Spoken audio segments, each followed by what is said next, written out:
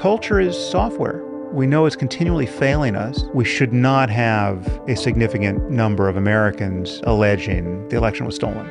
There was a pretty gnarly 1-2 punch between COVID and Trump that I really think caused a sense-making apparatus to fall apart in some way. Yeah. My question is, can we stop the rise of evil, or is that already a fallacy? And if we can, then how?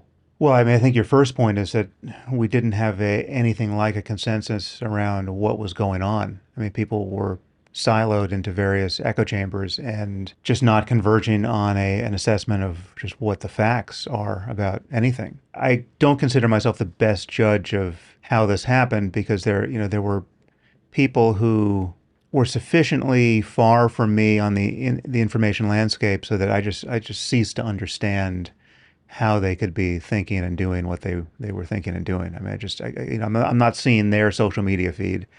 I'm seeing some fragments of what they're finding persuasive, but it's just amazing to me that there are, I don't know what it is, 30-40% of American society still thinks that Trump was not only fine, just better than fine, just impeccable on some level, ethically, and that January 6th was a non-event and that there was really nothing at stake there. It's all just been, insanely, it was a combination of nothing happened, but everything that did happen was, Antifa or, trumped up by the CIA or, it was not violent, but the violence was from some other source. I mean, this is not a coherent view, but you literally have something like 100 million people who think that it was just no factor. I mean, there was just nothing. The only thing bad that happened is that the election got stolen from the rightful president, which was Trump. I don't know how you are paying attention to anything like a valid source of information and still believe that, right? And there are people who believe that or pretend to believe it enough that I do think there are people who are just being fundamentally dishonest with their audiences. So you have, and it's amazing how it can come down to a couple of dozen personalities that really are close to the lever that moves public opinion here. So you have someone like Tucker Carlson, who we know on the basis of the Dominion lawsuit behind closed doors was talking about Trump as a demonic force. He couldn't wait for him to disappear from the public conversation. He hated him with passion. I mean, those are basically verbatim quotes of his text messages within, behind the scenes at Fox that got, entered into evidence in the Dominion case. And yet his public-facing message is all, Trump supporting conspiracy theorizing all the time for years. He was the most watched person on Fox, and pretty soon he'll be the most watched person, wherever he finally hangs his hat. But, his Twitter videos get apparently tens of millions of views. And so he's got this enormous audience that seemingly doesn't care about his hypocrisy, right? Which is amazing to me. I don't know how you maintain an audience with this kind of loss of face. The mainstream media was not shy in advertising the discrepancy between what he was saying behind closed doors and what he was saying on his show, right? So either you have 100 million people who just simply never watch any mainstream media product or read it, and that's quite possible. But the basic problem before anything, before we think about antithetical ethical commitments or political commitments or, people who disagree about evil, really, at bottom, we just can't even converge on a discussion of facts. I mean, people just can't agree about what is happening or much less why or what should happen. The thing that we have to start with, one, to set the table is that what people are doing? That they really do all have their own good intentions. They all think that they have spotted the evil, but they're just spotting it from different sides. If that's true, then people's behavior at least makes sense. I understand how it's self-motivated. Now, it's never going to be that pure. I'm sure there are also some people that are just grabbing for power. But if the public response is, okay, I see from where I'm sitting from my side that the other side is evil and I need to really react accordingly, then it starts to make sense. Now, if that's what's going on, then it becomes, okay, well, now we need the sense-making apparatus by which we figure out what is evil, what is the right response. And the first step in that is going to be, I think, to identify what's true, that we need some anchor in the storm, that we're going to say, okay, this is the foundation and we're going to build up from here. There has to be a mechanism by which we start to figure all this out. And so I'll lay out my rough thesis as a way just to sort of guide the conversation. So I think that there's something about the modern world, largely as it's married to technology, that creates this inability to get people to share a narrative, which allows us then to approach any issue from the same perspective of what we're trying to achieve. So you've got velocity of information. So information is just coming at us so fast and furious. I've heard you talk about Alex Jones in that context of like, hey, this guy just talks as fast as he can, throwing out so many points at you. Each one just makes you look uneducated if you're like, I didn't know what that was. And you're like, you find out it doesn't even exist. Right. And so that is social media. Just the rate at which information can come at you is so fast. The business model of social media is that whatever grabs attention is going to be monetized. So then people very quickly realize the more salacious, the more sort of grand and aggressive, the more likely it is to get attention. So now it's coming at you hyper negative and hyper fast. When you combine that with this sense of everything has to roll up into a headline. So all of these ideas are incredibly nuanced. The problem is to get them to propagate on social media, they have to be a headline. It has to be something that's memorable. It has to be something that's easily digestible, and it has to be something that's repeatable. And when you repeat it, that the other person's like, oh, that's sick. You got it just right. And now they want to go tell somebody else. And so for anybody that's being bombarded with all this information as a way to wrap their heads around it, they just pick a team. And then the team just tells them, these are all your positions. So now all you have to memorize are the headlines for your group. And I actually am deeply empathetic to that, because holding on to the nuance of a complicated situation is already very difficult. When you are able to roll that up into a headline, it becomes something that you can hold on to far more easily. But then the truth of the on the ground interaction points all get lost. And so as I was watching all of this unfold, then it became those 12 people that you're talking about, and certainly I will put you as one of them. It began to be unclear, like, okay, wait, what is the foundation that you're building on that you level up from this? And so what I want to get through in the beginning here is, what is that foundation? So in a world where the sense-making apparatus is dealing with velocity of information, misinformation, power grabs, corruption, but you can actually hide a lot of that through velocity of headline, rolling up a complex topic into an oversimplification. Where do we get the bedrock? Now, I am aware of the, not debate, maybe it was a debate, that you and Jordan did about what is truth, and I know that you can devolve into madness, but like, if you were to give a simple explanation of how you ground yourself when you think through these things, what does that look like? First of all, not being tribal, right? So not caring really about, I mean, I care about sources of information as a proxy for just not having to figure out everything from the bedrock every time, right? So Meaning expert? Yeah, so I think you can default to expertise most of the time, all the while knowing that expertise can fail. It's just a sanity sparing and certainly time sparing practice to say, okay, most of what is printed in the New York Times has to be, to a first approximation, mostly true. Otherwise, the New York Times is no longer the New York Times. Now, I think there have been moments where, and certainly on specific topics, where it's been valid to worry that the New York Times is no longer the New York Times, right? They can sort of systematically getting certain topics wrong or shading the truth for, as an expression of obvious political bias. So there are moments where all of our institutions have, if not, frankly failed us, showed a capacity to fail us, at times. And what that did to much of the country is just torpedo any trust in institutions, right? So the trust in the mainstream media is at its all-time low, I would imagine. Certainly the last time I looked at a poll on that topic, that seemed to be the case. But so it is with government messaging on virtually any topic, in particular public health, our scientific institutions, our universities. And all of this is understandable in that in the last 6 years post Trump and post COVID, we had this almost perfect storm politically where there really did seem to be a capture of the mainstream institutions by a very intolerant and really at bottom illiberal political ideology. I mean, it's supposedly liberal, it's far left, but it's, in terms of its style of thought, it was,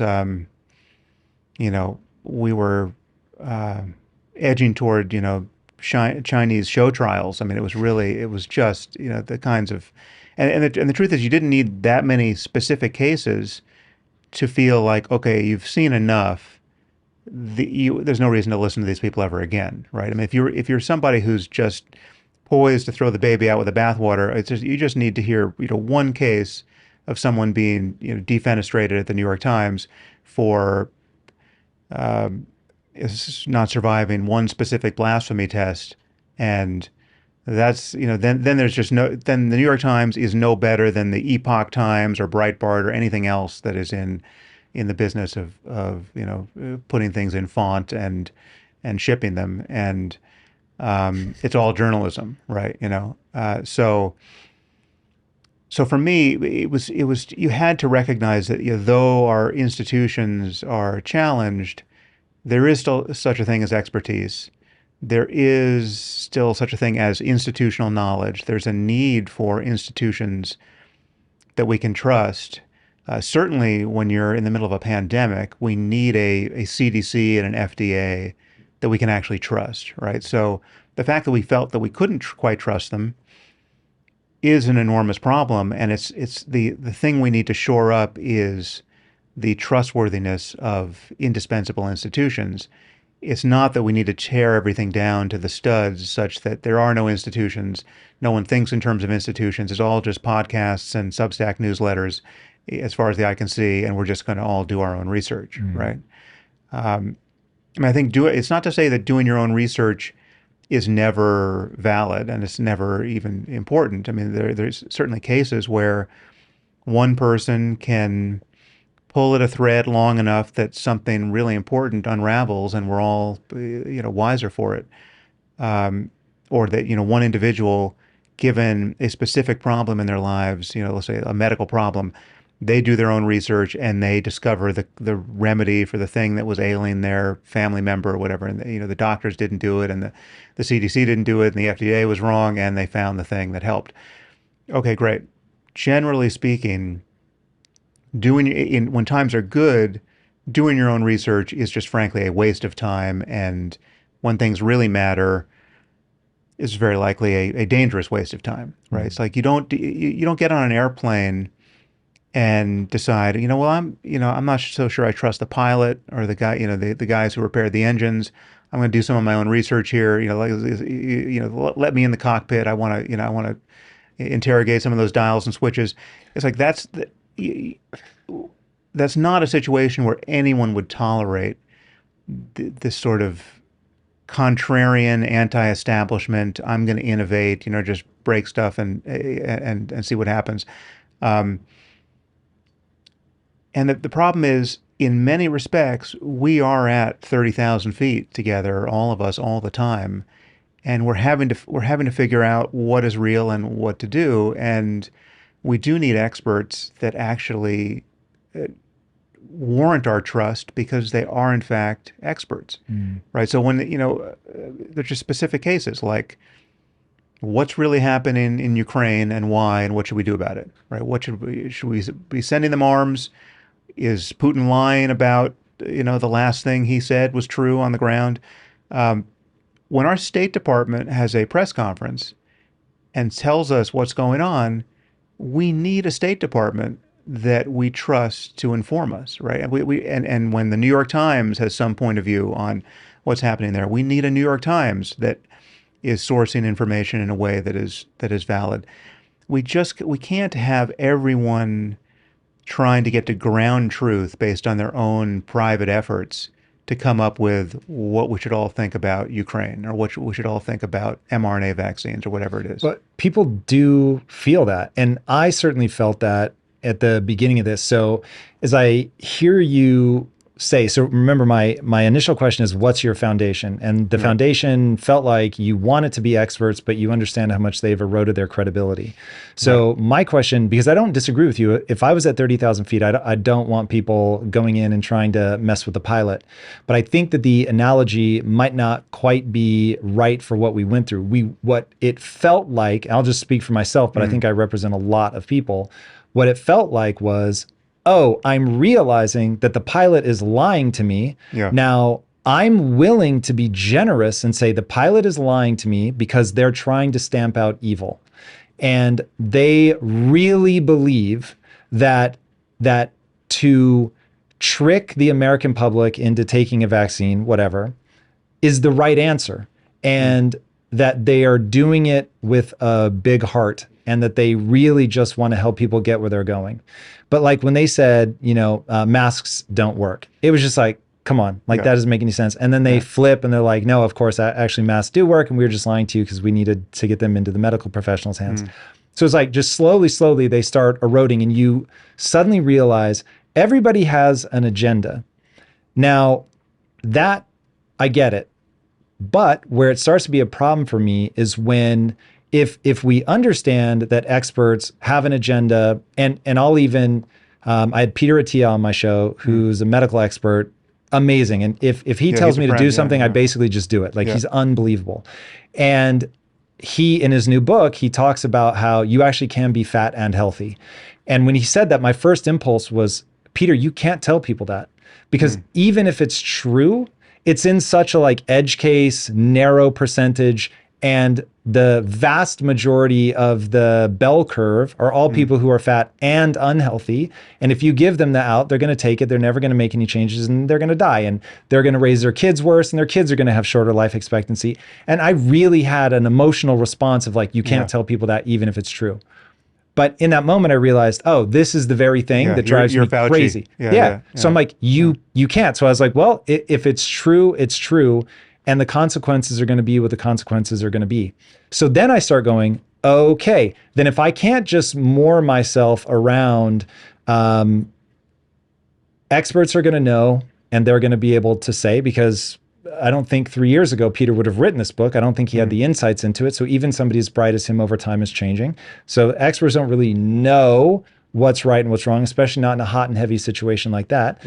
On top of that, there are inevitably going to be things that I think should be said, somebody else thinks shouldn't be said, or vice versa. And so now you get to, okay, well, if we can all agree, we're only going to say what's true.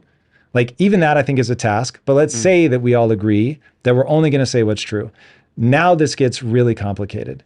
And I will put forth that what I think is quote unquote true is based on perspective, interpretation, and reinforcement. So there's physics, which we don't even understand fully, and then there's everything else. And because a gigantic part of everyday truth, and I don't know if that will help us get to a sort of in the weeds working definition, but everyday truth seems to be predicated on that. You have to take into account the person's perspective. So how do they see the world? Blue, red, right?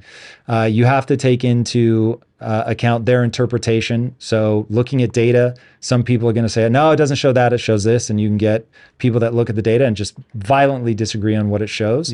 And then you've got the reinforcement. So if they put out a tweet saying their version of the truth and they get a wall of reinforcement, then they're just one that feels good. They're going to see it more and more and more and more and more. And so just the sheer repetition of it all. Any of those pieces feel wrong?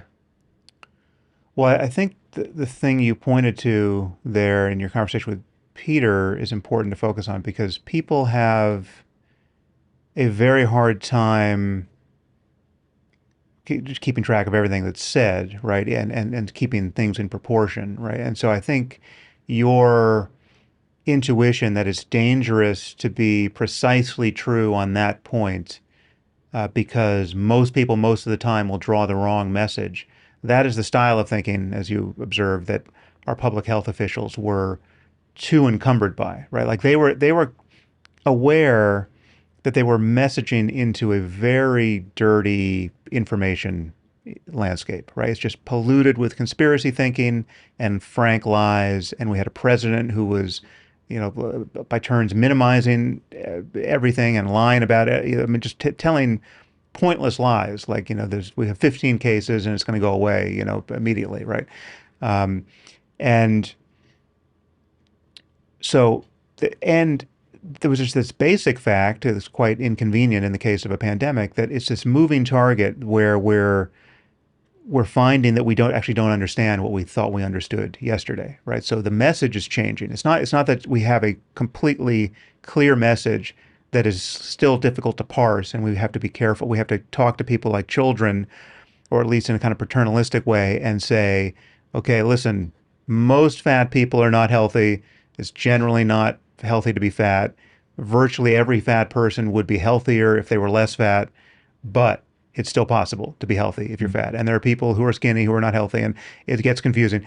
So, but you can't really go wrong with this basic message that you want to be thin and fit, and you want to do the things. You want to be on your way to being thin and fit at minimum. You want to be active. You want to be eating well, etc.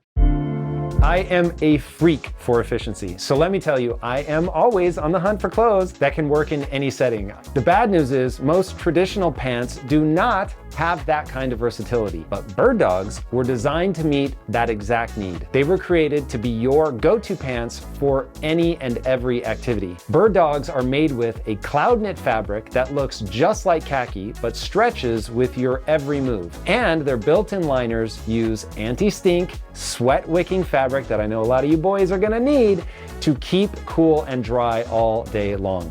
With Bird Dogs, you can go out, work out, meet with clients, kung fu fight, go to an event, whatever. They've got you covered, and you can do it all without having to stop and change. Go to birddogs.com/impact or just enter promo code IMPACT for a free Yeti-style tumbler with your order. You won't want to take your Bird Dogs off. We promise you that.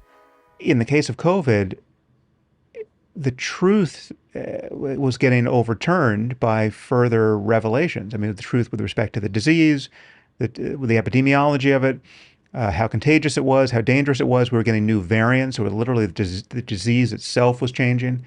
What we understood about vaccines was changing. Initially, in the beginning, there was every reason to believe, at least there was every reason to hope, that the vaccines would block transmission, and therefore not getting vaccinated was a decision not just with respect to your own health, but the health of the people around you. Later on, that began to unravel, and it was clear, okay, that doesn't really block transmission all that much, maybe a little bit, but not really.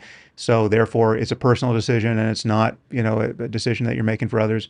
You're not a bad citizen, therefore, if you don't get vaccinated. We were messaging into an environment where there's so much misinformation around specifically things like vaccines, right? There's literally like an anti-vaccine cult that has been working in the background of our culture for decades, and this was their moment to really kind of seize the reins of the social media conversation, at least. So it was understandable that our public health officials and doctors generally felt like, okay, we got to keep this really simple. This has got to be idiot proof. Get vaxxed. COVID is dangerous. Wear a mask. Don't wear a mask when you're stealing the masks from people who don't get, who are our first line responders who need the PPE. But once we had enough, wear a mask. And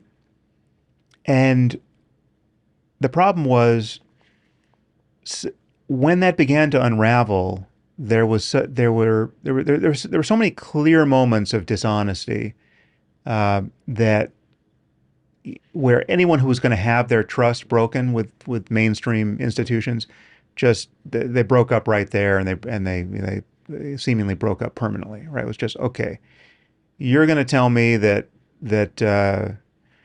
I have to get vaccinated because it stops transmission, and now I'm hearing that it no longer stops transmission.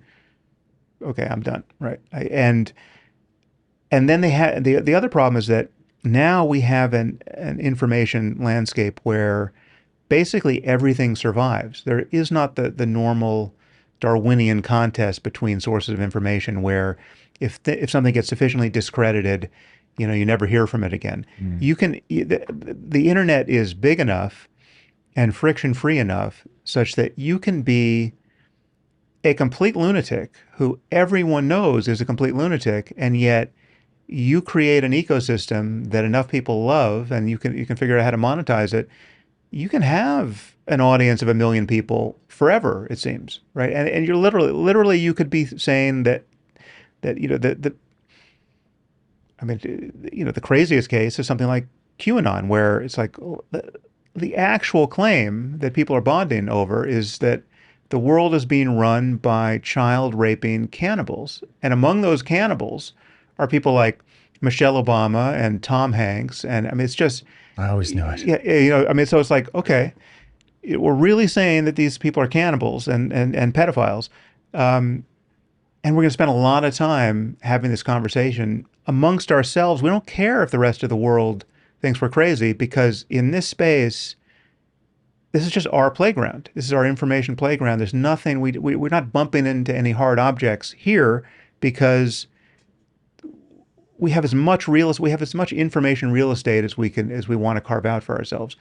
I mean, that didn't used to be. It used to be that, I mean, if you wanted to publish books or publish print newspapers or magazines, you needed enough contact with the normal kind of reinforcement of just mainstream consensus that you would survive, financially. It's like there's something about the internet that has just made the cost of spreading information go to zero. And when you're dealing in bits and no longer dealing in atoms, it's everything survives and persists in some basic sense. So yeah, I think it's important to really understand what that mechanism is. So it's what I'll call velocity of information. If you have a better name for it, I'm all for it. But there's something about packaging an idea up in an environment where there's so much information, all you can digest is the headline. When something is hyper transmittable, that it just has, whether it's clever, it rhymes, it whatever,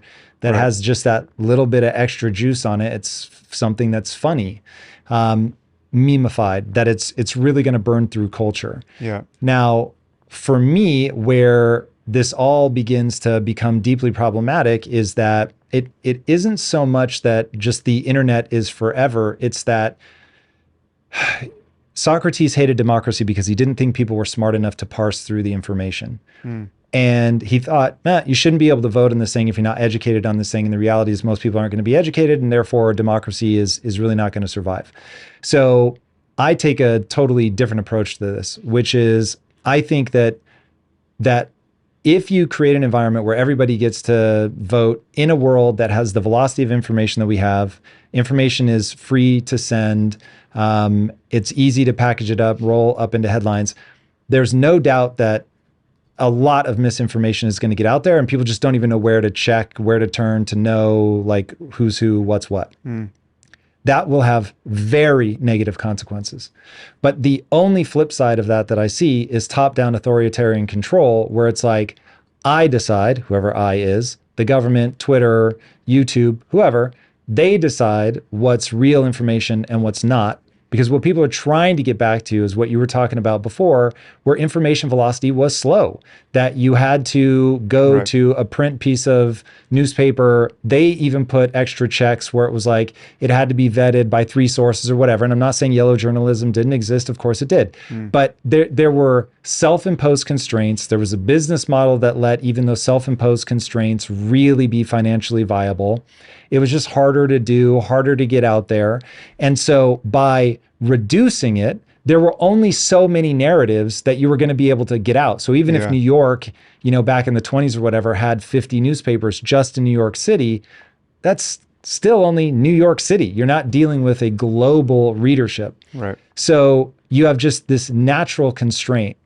Now, once nature isn't giving you the constraint anymore, the second you want that constraint from the top down, you now step into what I call the trifecta of evil. And the trifecta of evil is 3 books that I read. They technically have nothing to do with each other, but just completely explain how all of this goes awry and has made me absolutely terrified of top-down authoritarian control, far more than I am afraid of the absolute chaos of 1,000 Alex Jones. So the three books are The Gulag Archipelago by Alexander Solzhenitsyn, Mao, The Unknown Story, and then The Rise and Fall of the Third Reich. And those three books tell you just how wrong things go when people are told, shut up, your opinion doesn't matter, and this person knows better, and you're just going to get in line. And the great thing about the Mao book is that I hadn't realized how evil Mao was. I mean, like I thought he was like a junior level of evil compared to Stalin and Hitler. It's just like, but you read that book and it's just, I mean, the details are just so sadistic and ghastly. Unbelievable. I literally had no idea when I started reading that book. The fourth, if I were going to do an honorable mention to give Stalin some more love, would be Red Famine. Yeah. That book is shocking. Have you read it? No, but I've read a lot about Stalin. Yeah, I don't know if I can recommend it. There's this one part where a woman telling a tale, a woman comes up and looks through another woman's, this is in the Ukraine, starving, 1921 or whatever, and she looks through the window and catches her neighbor eating her 7-year-old daughter. Right. And you're just like, I can't imagine.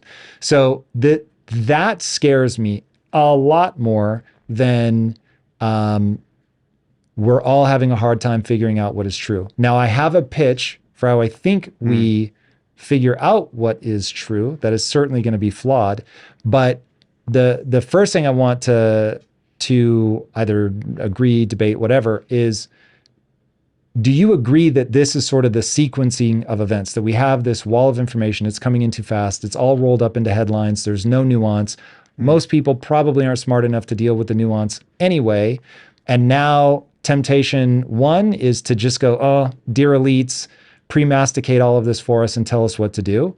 We tried that. They have agendas. Even if they're really being sincere and trying to be good, they have agendas, and that just feels absolutely shitty. Feels like you're being manipulated. It breaks all your trust.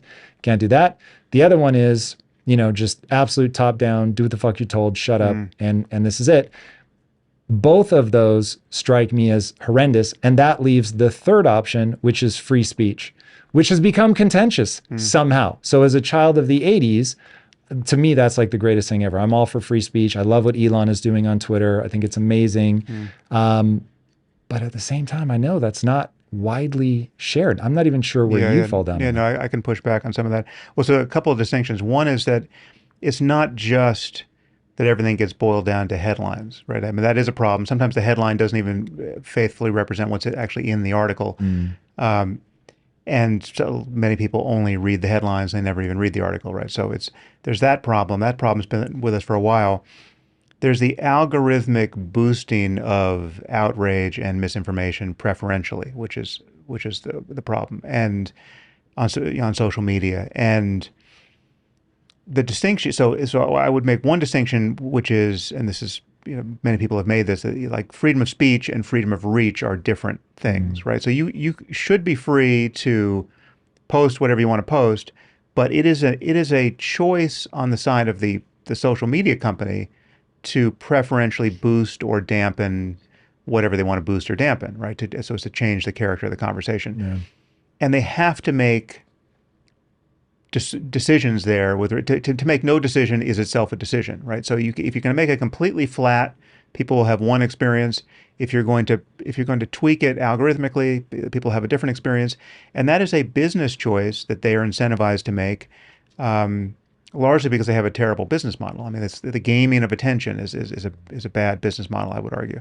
So the fact that it's an ad-based attention economy has a lot to do with with the kind of the original sin of social media, I think, is the business model.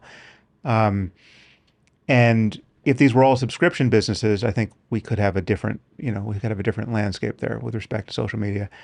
But still, there would be a moderation burden, and it's something that it seems like they're never going to get right, even. I mean, except for in the presence of something like omniscient AI that we could trust, I don't see how your effort to moderate what hundreds of millions of people say to one another, or even in some cases billions of people, that's always going to produce casualties. It's always going to produce somebody who was just a completely valid academic who just took a an edge case position and got flagged as a a Nazi or whatever, and that there has to be some process of appeal, etc. The other distinction I would make is that there's a big difference between governments silencing speech and actually punishing people for errant speech, and companies, private companies, or even publicly held companies deciding that they want to be associated with or not associated with certain kinds of speech, right? So, so when I look at this through a free speech lens, from a U.S. centric First Amendment lens, we should acknowledge that most of the world doesn't have the protection of the First Amendment, and they're worse off for it. And so, if you're living in the UK and you're perceiving this debate, you're looking at it as someone who feels stifled by the reality that you don't have a First Amendment to default back to, and that's I've been slow to appreciate just how different that is politically and ethically for people. So, speaking from the U.S. context, I think we have it right that the government should not make any kind of speech illegal, with a few exceptions like inciting violence. So I think you should be free to be a Nazi and say your Nazi things, and you should be free to reap the reputational costs of that. Right? People now know you're a Nazi. They don't want to do business with you. They vilify you on their forums. But the question is, should a platform like Twitter or any other platform be legally required to associate with Nazis, right? Can they have in their terms of service a no Nazis policy? And I think they should. I think my free speech concern now is aimed at the owners and employees of those platforms, right? So I'm thinking about the person who starts a social media company. The truth is, what we're going to do this. We're going to, this is an experiment because as you might imagine, my faith that you can actually produce a social media platform that works is pretty low. But for Waking Up, my meditation app, we are going to launch basically a forum of some kind, and that will very quickly have tens of thousands and even some hundreds of thousands of people in it, presumably. Should I be able to have a no Nazis policy? Right now, I'm not expecting any Nazis. I mean, first of all, this is a subscription business, so there's already a gatekeeping function that is helpful there, I think, ensuring a kind of good faith and quality. But anyone who needs free access to Waking Up also gets it. So there's a lot of free users of it. So it's not a perfect paywall. I think when I start a platform like that, first of all, I should be able to just zero it out overnight. Like if it's not working, if I don't like the way this is working, I should be able to just send everyone an email saying, sorry, you guys broke this place. I don't like the conversation. This is over, right? That's actually something I told Jack Dorsey when he was still running Twitter, that he should just delete it and he'd win the Nobel Peace Prize and he would deserve it. So I think you should be free to delete your social media account if you in fact own it.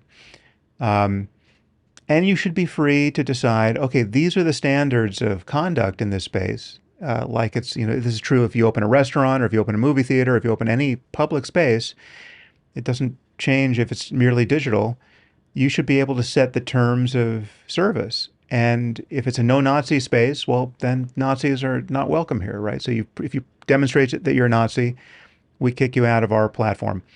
Now, I'll grant you that any company should be able to do what they want to do. If Hooters wants to hire only attractive women, by all means, let them hire only attractive women. If someone wants to do a female-only company, I don't have a beef with it. I don't even have a beef if Harvard only wants to, if Harvard wants to make it near impossible for an Asian student to get in, as long as they are clear and transparent and don't take government money, I'm all for it. Right. I don't care. But the transparency matters to me. But my real question is, like, as we think about actually solving the problem. And so I'm asking this largely in the connotation of 2024 is coming. We're going to be running into this again.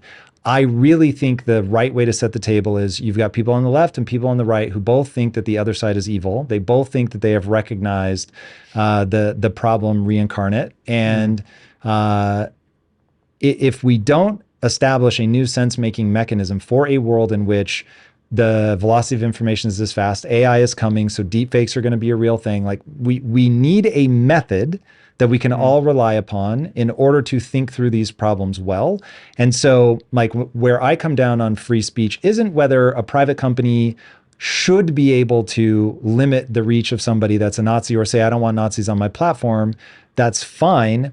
There is a real consequence to that though, which is then it just bifurcates and you get the right and the left, because that's really what's being argued about. As far as I can tell, I have not seen any what I would call real Nazi-like stuff. It's normally just behavior people don't like. It's coming from the opposite side of the aisle.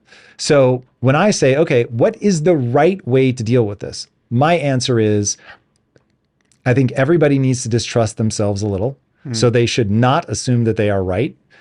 Everybody should be willing to put their ideas forward on how they think through the problem. So rather than only listening to experts, it's like, hey, I'm an expert or I'm not, but this is how I think about the problem. This is how I've ended up with this conclusion. I've looked at this or I've studied that, whatever. But this is how I come to this conclusion. And then to want the collision of ideas.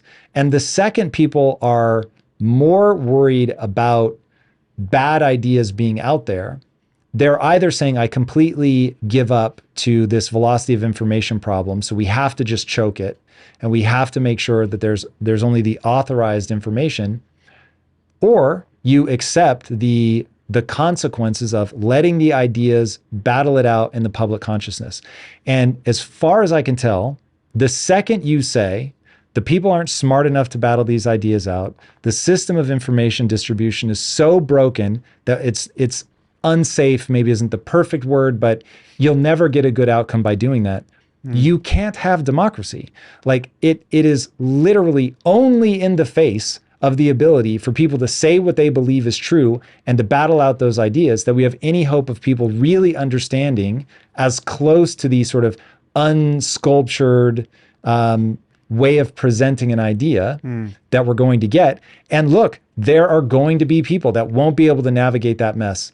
And so I'm certainly not saying that this is perfect, but when I step back and look at the reality of the landscape that we're in, algorithmically controlled, all of that, everybody has a voice on social media, et cetera, I don't see a way around it.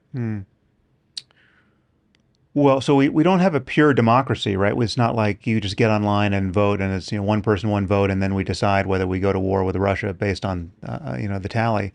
We pick representatives, and there, I think it's important that we have representatives who are not blown around like weather vanes by just whatever's happening on Twitter that day, right? So yes, they need to care about what their constituents want, but I think it's good that there's a looseness of fit between what 500 people in the government do and the cacophony on social media, right? That may be to some degree informing their impression of what their constituents want, right? So we need serious people in serious roles of responsibility, and insofar as we're losing that, and there's definitely signs that we are losing that. I mean, we've got at least one person in Congress who, when our state is on fire, she speculates that maybe it's Jewish space lasers starting those fires, right? This is Marjorie Taylor Greene. Yeah, Marjorie Taylor Greene has heard that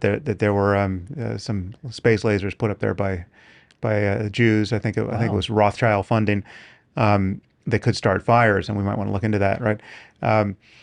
So, insofar as that is happening, that we're getting people so anti-establishment that they are effectively lunatics in positions of real power, I think that's maybe that problem has always been with us to some degree, but at least I am perceiving it, certainly post-Trump, as uniquely worth worrying about at this moment. That like populism is tending to promote candidates that are almost by definition have fewer institutional commitments, with all the good and all the bad that that entails, right? So, but there's a lot that's good that if you care about, the last 100 years of scientific knowledge, right, and your statements about, let's say something like climate change, is going to be constrained by a basic awareness of,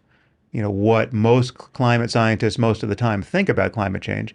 That's you're one kind of representative. If you're somebody who's just going to freewheel based on what they heard Alex Jones say, or yeah, I mean, like literally, Trump gave his first interview, I think, to Alex Jones, right? Like there's a difference of kind of the center of narrative gravity there, in populism that I think we need to worry about. And there's obviously right wing and left wing variants of populism. Both are problematic. But there's just we have to recognize that there are asymmetries. So what you seem to be recommending is that we basically talk to everyone, give everyone a fair hearing.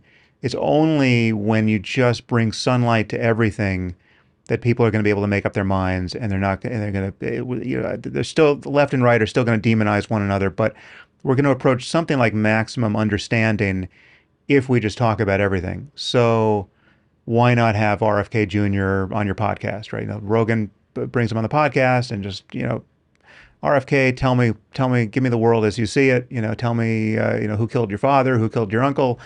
What do you think about these vaccines? Do vaccines cause autism? And just let him go for 4 hours.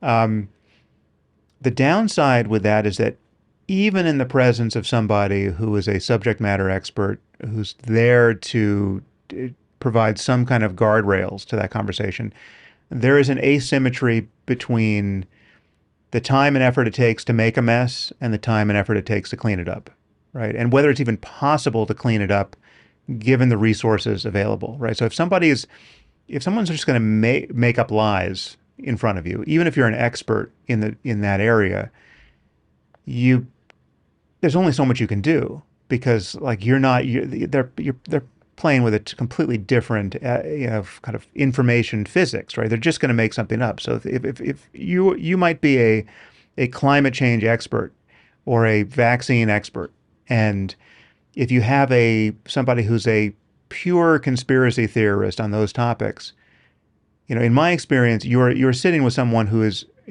very often unscrupulous enough to just make stuff up, right? Or to be so delusional in the way they have interacted with even valid information in the past, that the word salad they're going to produce is effectively just a tissue of lies, and yet there may be no way to actually interact with it in an honest way in real time on Rogan's podcast or anywhere else, so as to properly debunk it. So you can't. Let's take RFK Jr. as an example. Do we think that he is wrong and well-intentioned, or do we think he is sinister?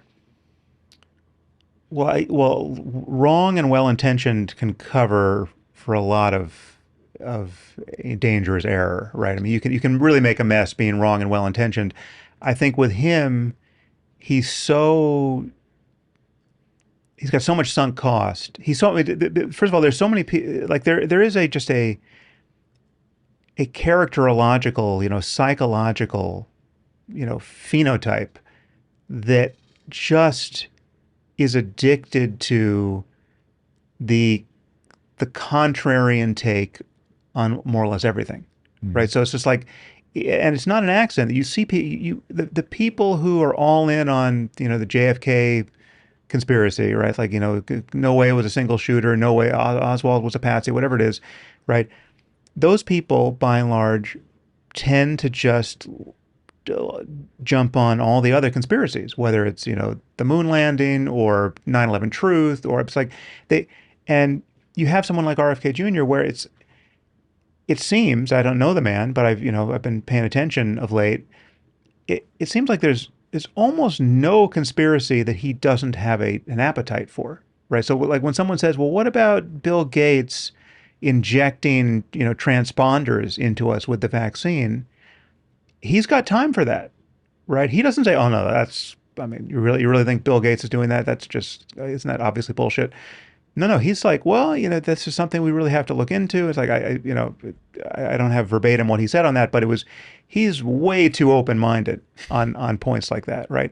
And so it is with everything. And now it's deeply inconvenient for someone like me at a moment like this to have to recognize some of these conspiracies turn out to be true, right? And some always looked plausible from the very beginning. So like the origins of COVID coming from the Wuhan Institute of Virology, right? Like, is it a lab leak or is it the wet market? Well, it always looked plausible that it could be a lab leak, right? That was always a valid thesis worth worrying about and investigating, and it was never racist to speculate that that might have been the case, right? So the fact that our medical establishment tried to tamp that down in a completely bad faith way, and maybe for reasons that are, if you dig deeper into Fauci and into the other players, maybe they really are. There's some deeply invidious things to discover about people's conflict of interest, and research we funded and now we don't want to admit we funded or whatever it was.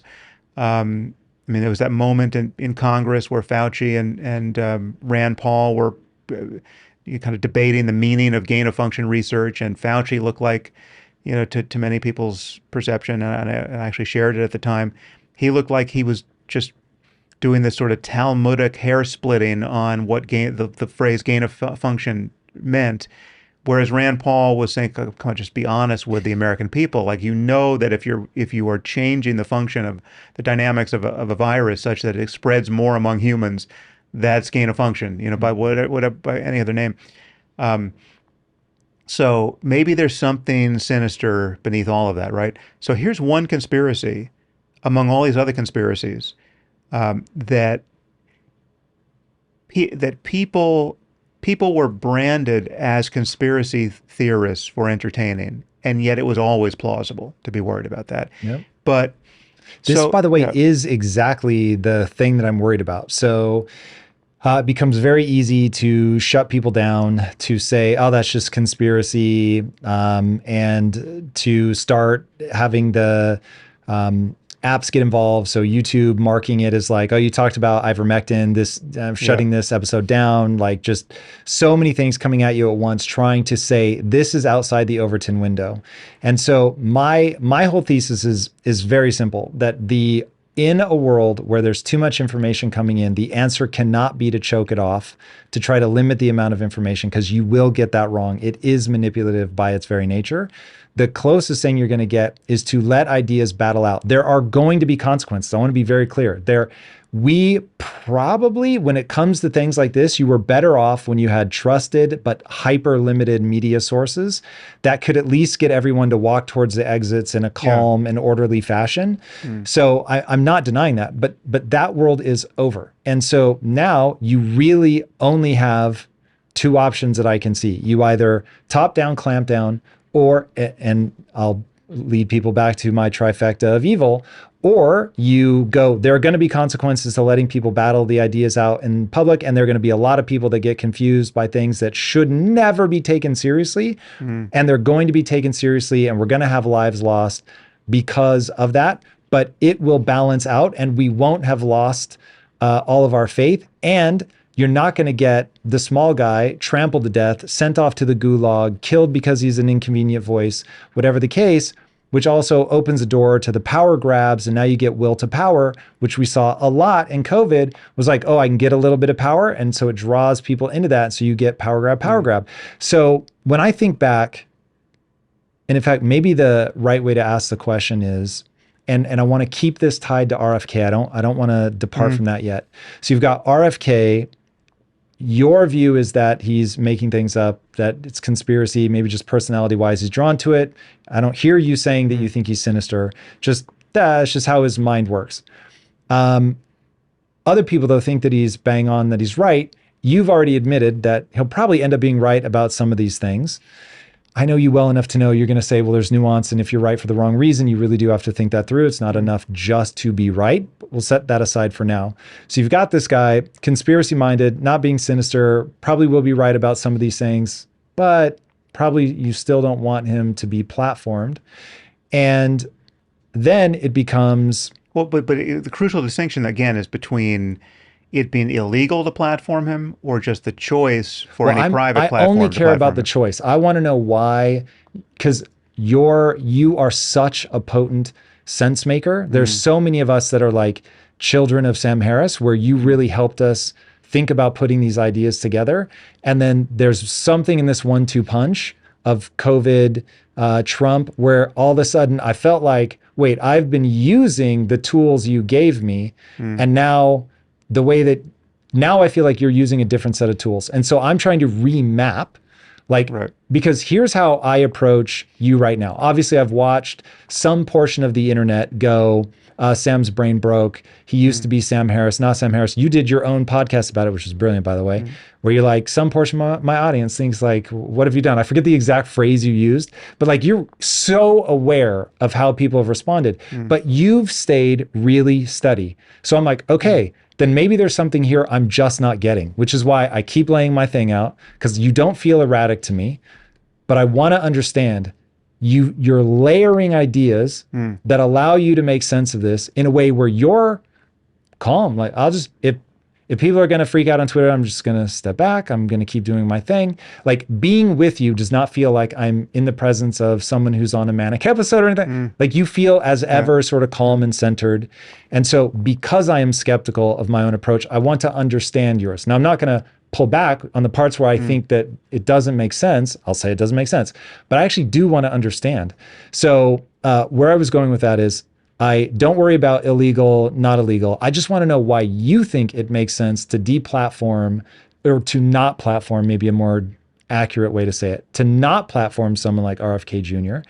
when the founding fathers said, hey, the one thing you don't want to fuck with, make sure people can say whatever the hell they want.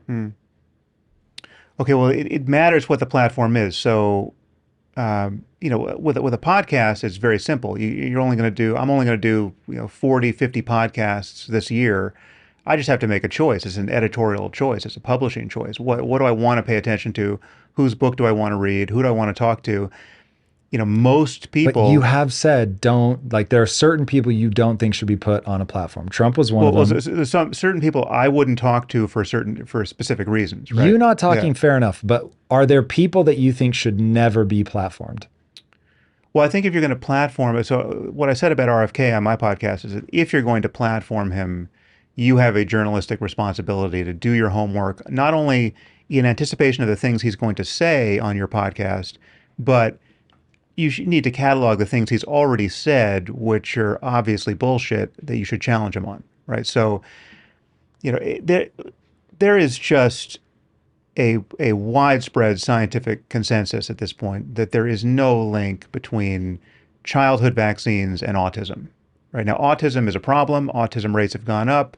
We don't understand autism, but people have gone deep studying the MMR vaccine, but just vaccines in general and autism, and found no linkage, right? So, and he is out there telling people, anyone who will listen, that there's every reason to believe that vaccines cause autism, or we should be worried about it, or I'm hearing from mothers who have seen the clear correlation. They had a normal kid on Tuesday, and on Wednesday they got vaccinated, and the autism started, right?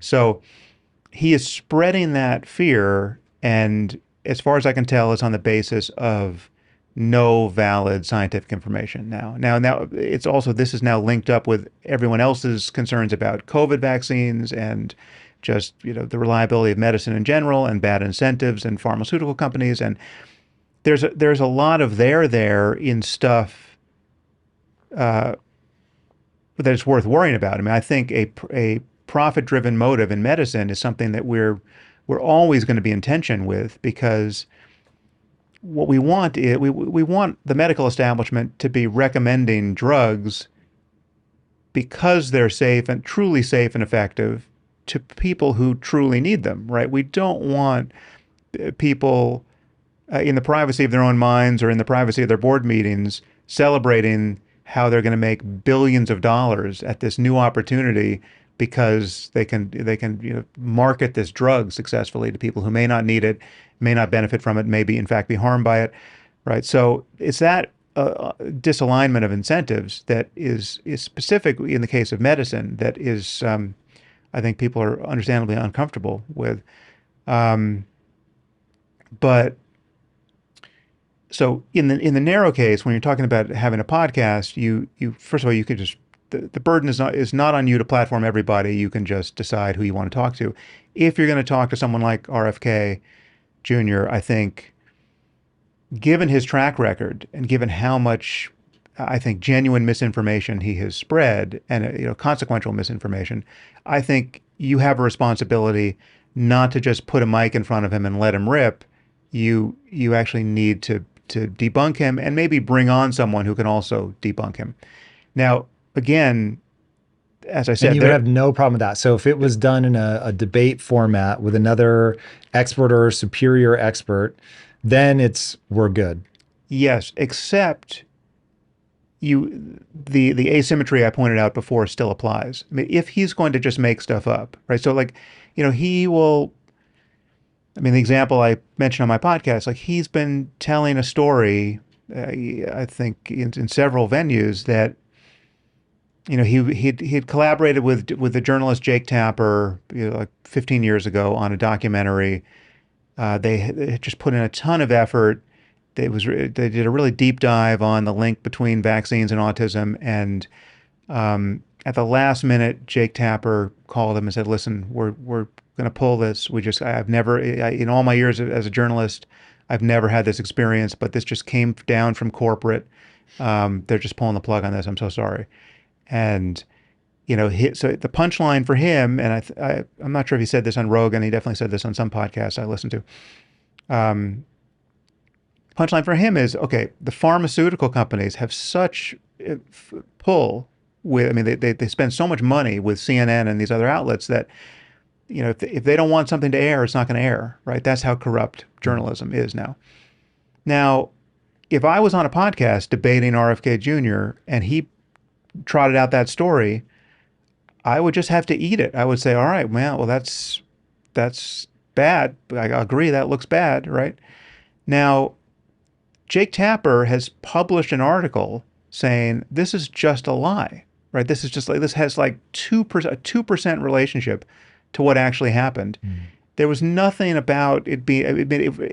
It's all upside down, and I keep debunking this, and he keeps telling this story, right?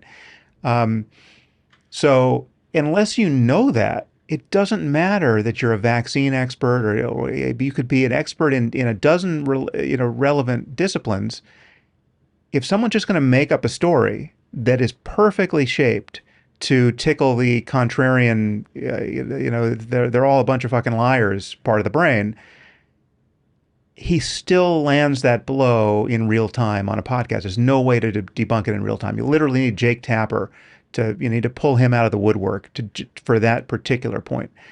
But isn't and some there are many things like that. That's the thing. I mean, it's not like, so someone who has this style of reasoning, again, some of it's conscious lying, some of it's misremembering, some of it's they're reading studies and they're not understanding them, and they're pulling half truths out of studies that can be made to seem real, and so they're making such a mess that it is genuinely hard to be an expert in that, riding shotgun on all of that and debunking in real time. But the only responsible way to do it would be to have an expert there to try to do that. I think it's worth stepping back and asking the question, well, why is anyone listening to RFK Jr. about vaccines at all, right? He's not an expert in the relevant domain, right? He's not an expert in epidemiology. He's not an expert in immunology. He's not a vaccine guy. He's a lawyer and an activist who got this particular bee in his bonnet 20 years ago, and he's just made a lot of noise about this. And interestingly, he's also a climate science activist, right? And there you can see a very bizarre mismatch between how he deals with mainstream scientific consensus in climate and how he disavows mainstream scientific consensus on the topic of vaccines. And I mean, everything is flipped. I mean, he's just like he's got all the So toggles this flipped. is the perfect example for me of the very thing that I'm worried about. So here you have a guy, he's either sinister and wants to help the climate, in which case I think most people have cognitive dissonance, or he's sinister and wants people to not take vaccines that are going to save their life, or he's maybe right about something that other people disagree with, or maybe he's wrong but well-intentioned. So I think wrong but well-intentioned covers for a lot. I mean, just think about it. The vaccine thing is really a unique case because what you have is an intervention on a healthy person, very often a child, that is nevertheless risky to some degree. Some number of people are going to have a bad reaction. Some number of people are going to die from I mean, this is just everyone's worst, certainly every parent's worst nightmare. You know, I let them stick a needle in my child, and he was never the same, or he died. Right? Like that's just so you just have to hear one story like that. Right? It doesn't even have to happen to you. It's just it could be a friend of a friend of a friend. You hear this story and you think, man, it's not worth it. Like I don't, you know, in the case of childhood illness, you know, infectious disease, you can, as you know, basically everyone who doesn't get their kids vaxxed does, you can just be a free rider on this larger system of herd immunity. You can say, listen, most people are going to be vaccinated for measles. I don't even have to get my kid vaccinated. Like I'm not going to run this risk. I'm just going to opt out. And so he's intersecting with totally understandable fears that wherein specific anecdotes, specific stories get amplified to the I mean, they're above data. They're more important than data. You can show me all the data in the world. I know what happened to my kid, right? That's, again, scientifically, that's all upside down. But it is so compelling that. What should we do though with people that are in that situation? Because for me, if a parent doesn't want to vaccinate their child, I do not think you should be able to force them. Even at the height of COVID, where I was like, when I really believed everybody just needs to go get vaccinated, and some people were like, I don't want to do it. I was like, word, then fine. Like that just feels, so it felt wrong to me. And this is where it feels like everybody needs to have a moral compass. Part of where I think the breakdown is happening. I've heard you refer to something as a great unraveling. Now, I don't know what you mean by that, but I started mapping out what I thought you meant by that. And one of the things that certainly I would mean as a great unraveling is we don't have these shared morals anymore. We don't have one religion to carry us through. And you know, because what I think ends up happening, and the thing that you and I have been talking about without really talking about, is this is a battle for the truth. If things were clear, they'd be clear. Like if we really knew, like, vaccines don't cause autism. Like if vaccines caused autism, it'd be very clear. You just see it, boom, done, right? So it's in some sort of weird, like maybe it does. Like there's enough credibility there that people can still buy into it. There isn't enough just like unequivocal evidence in the other direction. People go, I've looked at this. Because if it were true, I could just show you this and I could show you this, and then people would go down the line. Nobody's arguing about whether what you eat impacts what you shit, right? Everybody just gets it. I don't have to tell anybody. I don't have to go convince people. It's just like your life is such proof that there is a one-to-one relationship between what you put in your mouth and what comes out the other end. So there is some weird gray area. So the question becomes, and it's mostly gray area for most things. Right. So now, if we know we're living in this area where everything is gray, nobody knows who's going to be the expert. You started the conversation by saying, okay, we really do need experts, but no joke, like 9 words into your sentence, you were caveating, experts have sort of thrown away their credibility. And so it's like, that is the world that we live in. Like this stuff is so complex. So the thing that we have to take on in head-on collision is, how do we discover what is true? Well, you do it the way RFK Jr. is doing it for climate, right? Like you notice that you can find believe the preponderance of experts. Yeah, it's like it's not an accident that almost all climate scientists, right? I mean, there's a general principle you have to understand here is that it's always possible to find a handful of PhDs or MDs who are crazy or conflicted or just for whatever reason disposed to stake out a genuinely disreputable and indefensible thesis. You could always, so the cigarette companies could always find somebody with a seemingly relevant degree to say, I don't think smoking causes cancer. I don't think it's addictive. Like you could find that guy, and then that guy would sell his wares to the chemical companies that are putting fire retardant in mattresses, and he could say, well, I don't think this is this. If it gets into the bloodstream, it's not a problem, right? So you can always find those people. So I'm not saying we are always ruled by scientific consensus, because there are genuine breakthroughs in science that overturn even a 99.9% consensus, right? But scientific consensus is still salient and still matters most of the time, and it's not arrived at by accident. And there's so much tension in science to disprove other scientists, right? There's so like it is such a competitive atmosphere that again, there are studies that don't get replicated. There's false ideas that survive far longer than you think they would. But generally speaking, you are not going to go wrong most of the time by lining up with what 99% of specialist X thinks on this very specialized topic. So RFK Jr. plays that very center of the fairway game on the topic of climate, and he does something completely different when he's talking about medicine. Now I don't know, maybe he has a story that reconciles that difference, but we need a healthy institutional and scientific conversation such that good ideas generally survive and bad ideas are generally debunked, and that we know that most of the time our experts are real experts. They got that they acquired their expertise by a process that was going to weed out the imbeciles and the delusional, and deliver somebody who really is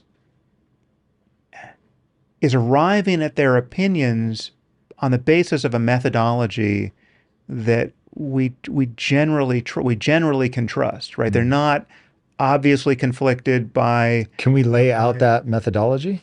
Well, it's you're on guard for obvious cognitive bias and wishful thinking and certainly bad incentives, right? So it's understand. It's like, yes, if R.J. Reynolds is funding research into the toxicology of cigarettes, right?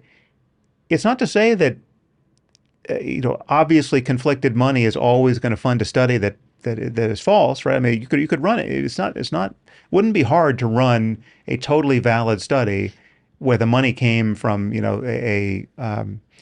what would be classically be considered the wrong source, but it's easy to see that there's at least the optics are bad enough that that's not how you want to fund that particular science, right? And at minimum, scientists have to declare any economic interest they had in any part of this, part of this picture. But the truth is, I mean, science is deeply flawed, and yet it's better than any other part of culture with respect to how we play this game of just letting ideas collide against one another and seeing what survives. I agree with. So the problem is I don't feel like that's what's happening or what's being championed. So broadly, and then we can get specific to you and I and exactly what we're saying. But the way that I think about this is you've got even something like science. if you talk to Eric Weinstein, talks about the DISC, I think it's the distributed information suppression complex. Right. So he talks about how there is, for whatever reason, just inherent into the world of science, there's a certain bias, there's certain ideas they don't want getting out because people have built their entire careers on something. And if you're putting something forth that challenges it, not necessarily that they're being evil, but it's the same kind of idea of the cigarette guy is going to see what he wants to see. And the guy whose entire career collapses if your new idea is right, well, magically the peer review that you get is terrible, and he's got a laundry list of things like that. And so I'll back up. So in a business context, I created something called the physics of progress. And it was me trying to teach to my students exactly how you solve novel problems. So I was like, hey, if you want to grow a business, I have no idea what the product is, how the audience is going to respond, what the market situation is going to be like. So you really have to understand how to think through new business, new product, new era, new market dynamics, whatever. And the way that you do that is physics of progress. And I lay this whole thing out and I'm super proud of it. And I'm pitching it to my team. And I'm like, okay, you're going to start with where are you trying to get to? What's your goal? You're going to identify the obstacle between where you're at and your goal.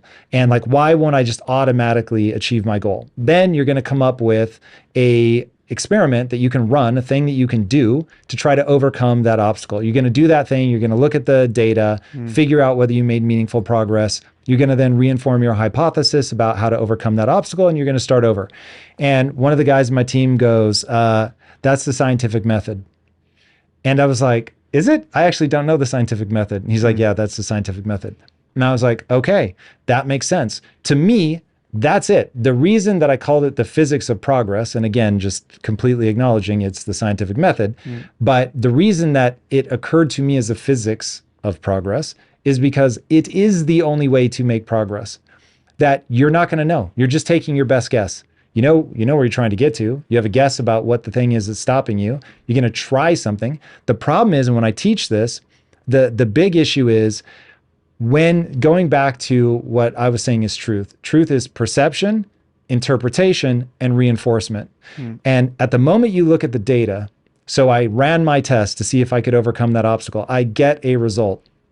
When I look at that data, I'm bringing my perception, my interpretation, and my reinforcement to that. And it's not that I'm evil, but I'm not necessarily going to see what's true. And this is where science then begins to break down. It is the right answer. Like, it is what we need to do. As far as I can tell, it's the only way to make progress in anything. But what we're living through right now is that moment of the interpretation, the perception, and the reinforcement causes you to see something that's not actually there. You're looking at the world through a funhouse mirror. And so so how sorry, 1 second, let me bring this all together. The one thing that I live in perpetual fear of is that you have the guy, the doctor, you'll probably remember his name, I don't, who was like, you know what? I think after you do an autopsy, you need to wash your hands before you give birth to somebody. Yeah, Semmelweis, yeah. What, Semmelweis? Semmelweis. Yeah. Semmelweis. Yeah. So Semmelweis goes and tells people this, hey, I think this is causing the death of mothers. We really have to start washing our hands. People make fun of him, lambast him, drive him into an insane asylum where he dies before it's discovered, oh yeah, germ theory, he was right. And so that's how wrong this goes. I don't think that humans have changed. I think that we still have that reaction where it's like, they're not necessarily even trying to be mean. It just doesn't make sense. And it to them, and it would cause like all these changes, and we don't really know that this is a thing. And so to me, the people that want to make the decisions, they lack the humility to recognize the odds of me being wrong border on 100%. Not on everything, but when you take everything in totality, you're going to be wrong. And you just don't know about which things.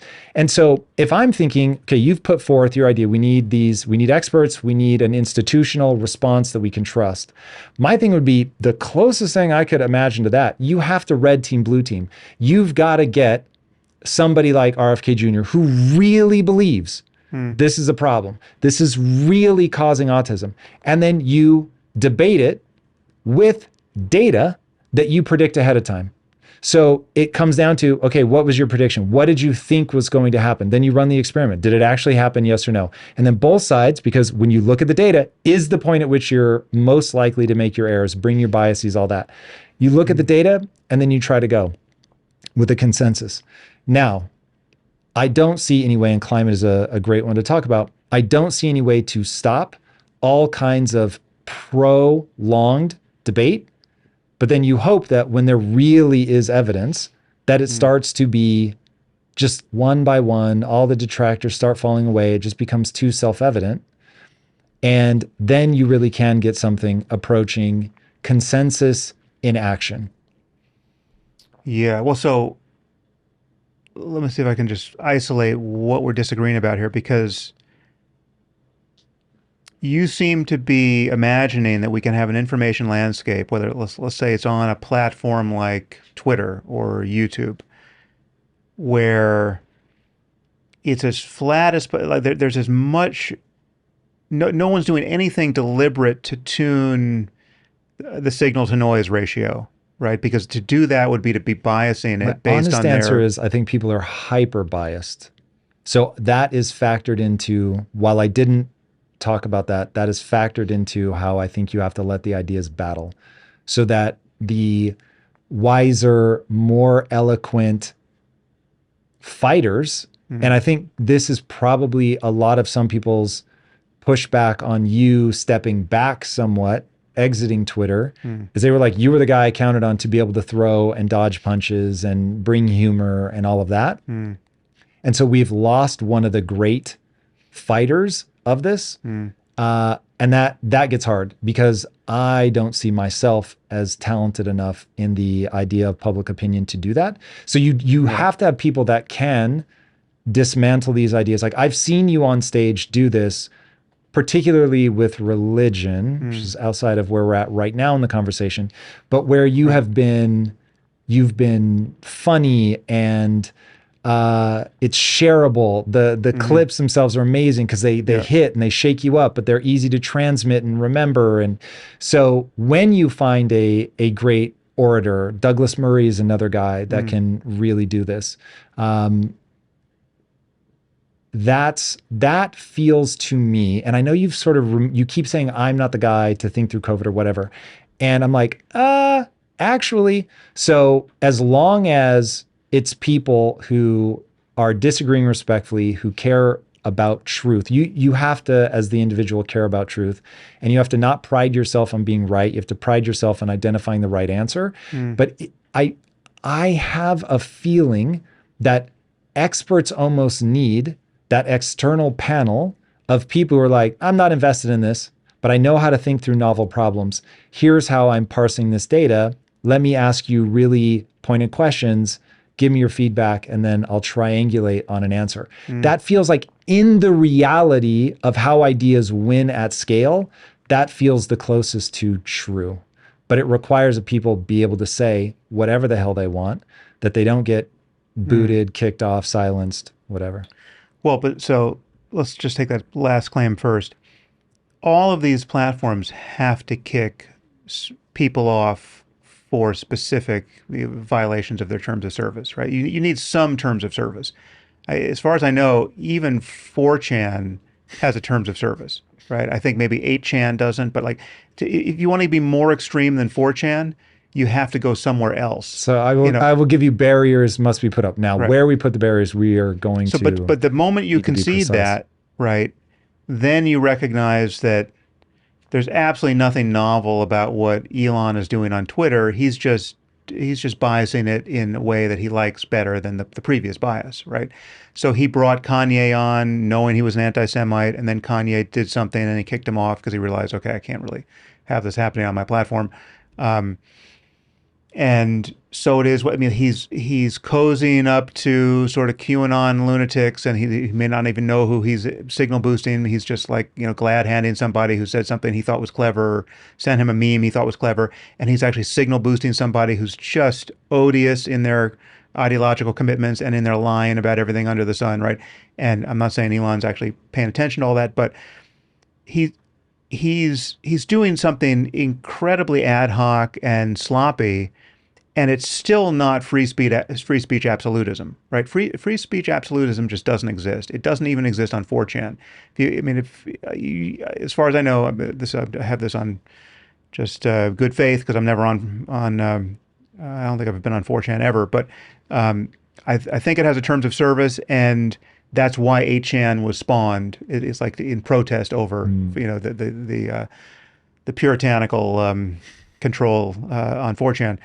So what you seem to be recommending is the 4chanification or the 8chanification of everything. And what that would be, in my view, if that were happening on YouTube and TikTok and Twitter and Threads and everywhere else, it would be a maximally noisy, uncivil space, right? So it'd be hard. It would get hard insofar as you achieve that ideal of no libtard institutional bias, right? We're just gonna let it rip, right? Anyone with anything to say gets equal chance to say it.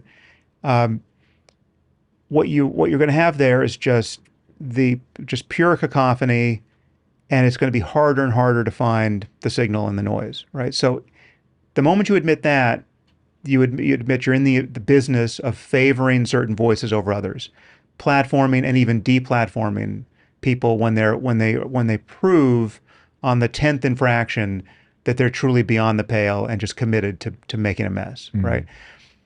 And what I experienced, so my leaving Twitter was it was much more of a personal decision. It wasn't a decision that it was just a decision about how I was going to spend my time and attention ultimately. Right. But I mean, the reason why I didn't see a benefit to my staying there is that it's just the wrong space in which to try to have a conversation, and like a conversation that converges on anything useful on these kinds of topics, right? Really any polarizing topic.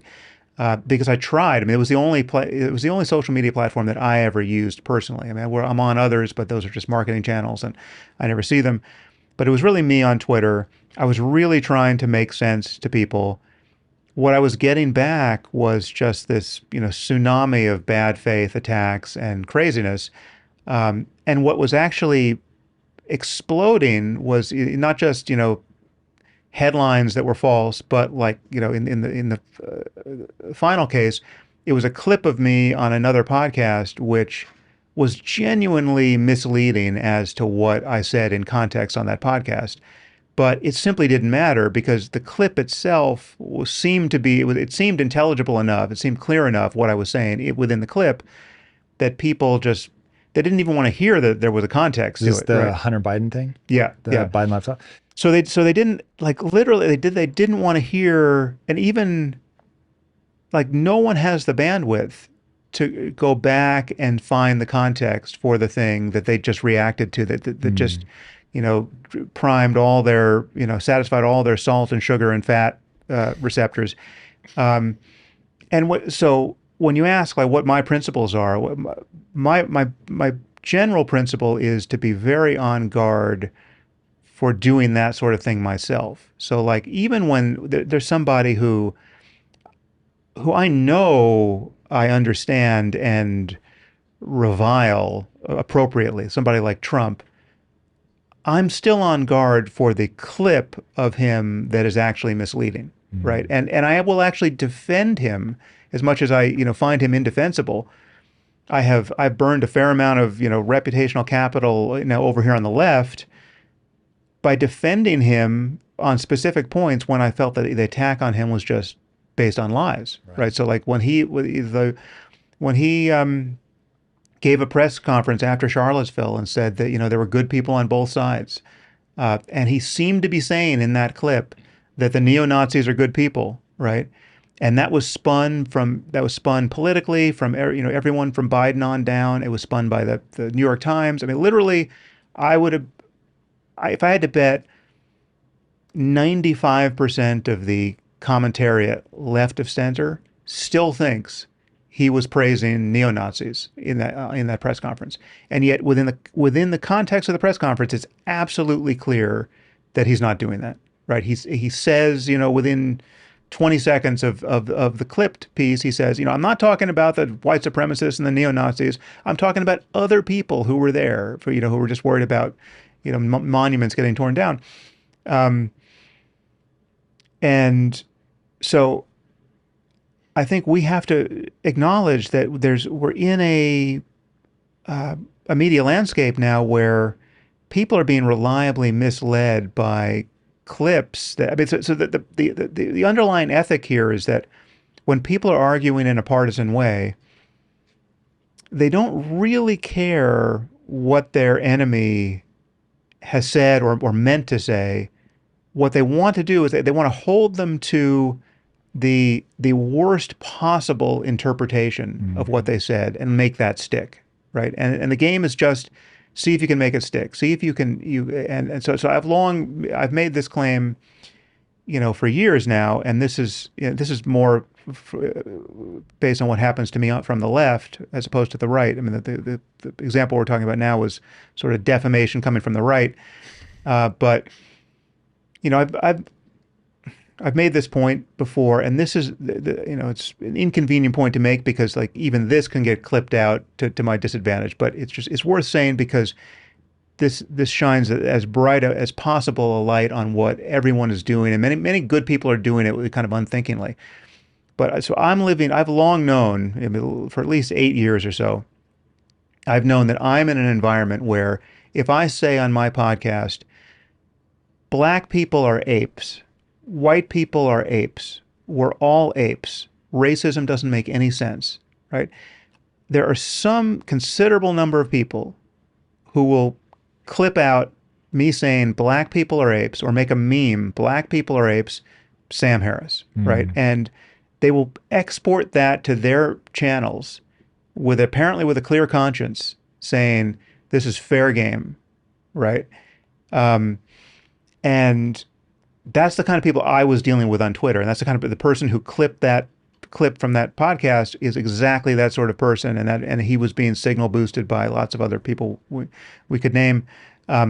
And so I just recognize that this is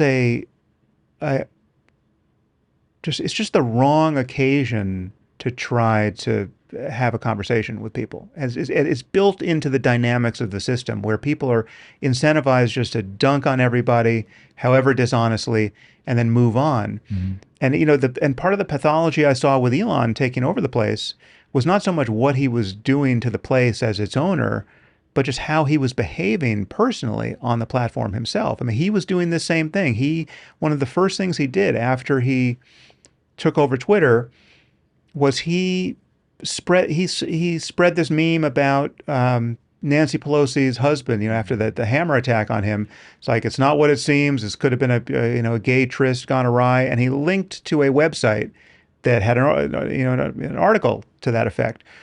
This was a website which during the 2016 election claimed that Hillary Clinton was dead and that a body double was campaigning in her place, right?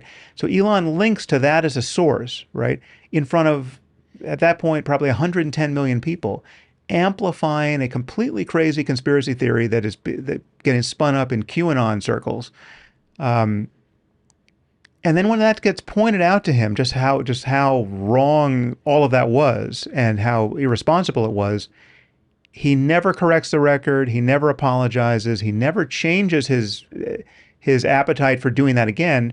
In that case, I think he just deleted the tweet, right, and moved on. And so it's like even people who reputationally have a tremendous amount to lose by behaving that way, you would think, are goaded into behaving that way because of the mechanics of the platform. And so, for me personally, I simply don't understand how people have audiences that will still follow them after they prove that they don't care to make any of these distinctions. I mean, so I mentioned Tucker Carlson. The fact that behind closed doors, he's saying that Trump is a demonic force, and then in front of the camera, he's basically messaging to Trumpistan 85% of the time, in a very supportive way. I don't understand how, like, in front of my audience, if a similar thing were revealed about me, my audience would just completely disavow me. I mean, it's like there'd just be no. It would be a complete breach of trust with my audience, and that's the way I think it should be. But Alex Jones, I mean, like Alex Jones has an audience of some tens of millions of people. In the aftermath of Sandy Hook, right? You know, when he has lied and lied and lied about Sandy Hook being a false flag, fake, confection of the Obama administration. You know, they're all crisis actors. The kids never died, or like, I mean, it's like I don't know how deep those claims went, but some version of that, right? Like none of this is as it seems. He created immense harm, demonstrable harm with all the Sandy Hook families. I mean, these are families, in many cases, they've had to move homes. Some have moved homes 10 times since he started spreading those lies about them. All of this gets kind of forensically documented at trial. He gets $1 billion judgment against him. How does he still have an audience? Like who are these people who are still listening to him? Is that legitimately confusing? Because that one to me is very clear. He's entertaining. All these people are mentally ill, or like what? No, what is this? Because I don't know Rogan well at all, but Rogan keeps having him on. I don't know if he has recently, but he thinks he's funny since then. But I don't know. But certainly my take is that people find him amusing. He's funny, and he's gotten enough weird stuff right that people are like, all right, look, he missed. I know literally nothing about the Sandy Hook stuff, so I am certainly not defending that. Right. I'm just saying I understand the phenomenon. The phenomenon is that this is an age where the algorithm is a big part of the piece of information. And so the reason that certain people become the voice is that they also are able to speak in a way that people find really compelling, entertaining, engaging. And so that person is going to keep going. Alex has a way of delivering information that's zany, it's crazy, it's over the top, you can't believe it's real, he's funny, he's fun to make fun of. And there are enough things that people like, I mean, he gets memed, right? It's like, another crazy thing that he said 5 years ago just, came true. And so he's a bit like the Simpsons in that people be like, yo, Simpsons 12 years ago predicted this thing. You're like, that's insane. So same thing with Alex. But now that doesn't mean that he isn't a destructive force. It just means that it's very easy for me to see why he's entertaining enough that people are going to keep going back to him. You can reboot your life, your health, even your career, anything you want. All you need is discipline. I can teach you the tactics that I learned while growing a billion-dollar business that will allow you to see your goals through. Whether you want better health, stronger relationships, a more successful career, any of that is possible with the mindset and business programs in Impact Theory University. Join the thousands of students who have already accomplished amazing things. Tap now for a free trial and get started today. I'll grant you the entertainment component, especially in his case, but in his case, perhaps to a lesser degree, but certainly in Tucker's case, there's this pretense of I'm just giving you honest information, right? I'm just calling it as I see it. Like this is just like what you see is what you get. There's not like there's a fundamental integrity to the message. That's what his audience seems to think they're getting. And then we know that he is a completely different person behind closed doors. I can explain that one as well. Yeah. So you've got, all right, we all know I'm just giving you what a dyed-in-the-wool red Republican is going to say. They shouldn't be looking at his private communications. And that's a way of not taking the knowledge on board. Correct. But, I'm not saying it's the right way. I'm just saying this is how he keeps his audience. They shouldn't be looking at his private communications. This is exactly what Trump has been warning us about. People getting into your private life, governmental overreach, all of that.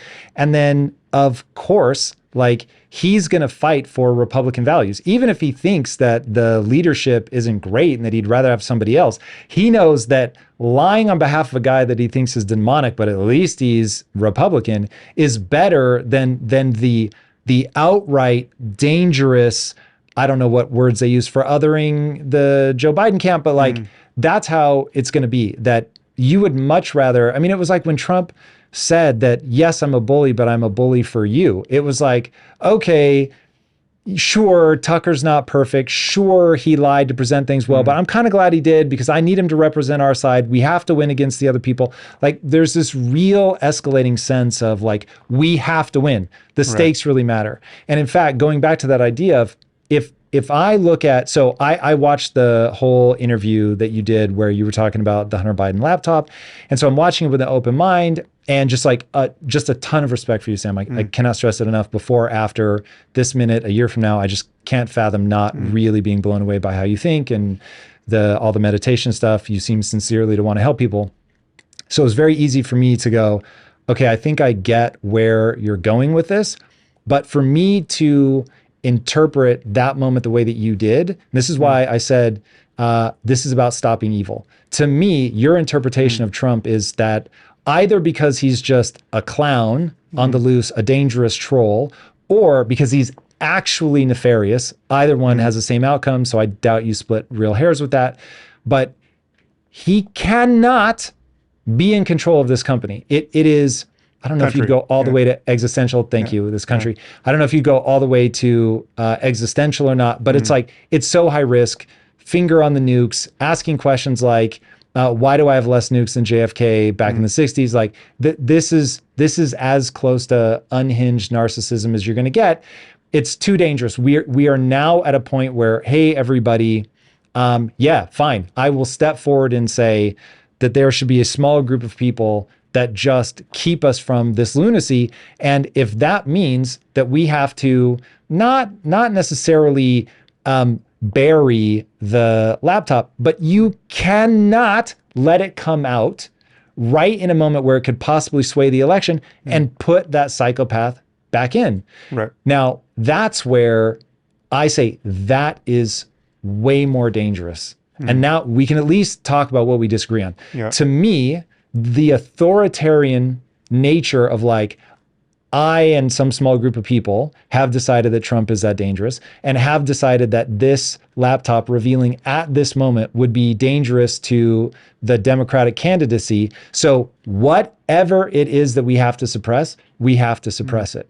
Now I should be clear about what my position actually was at the time and what I was actually saying on that podcast.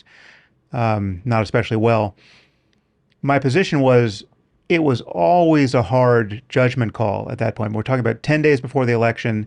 This thing comes, it's clearly an October surprise, foisted on us, timed intentionally to be hard to parse right before the election. I mean, it's just like we're on Rudy Giuliani's timetable. It's like, this is when I'm going to show you the laptop, right?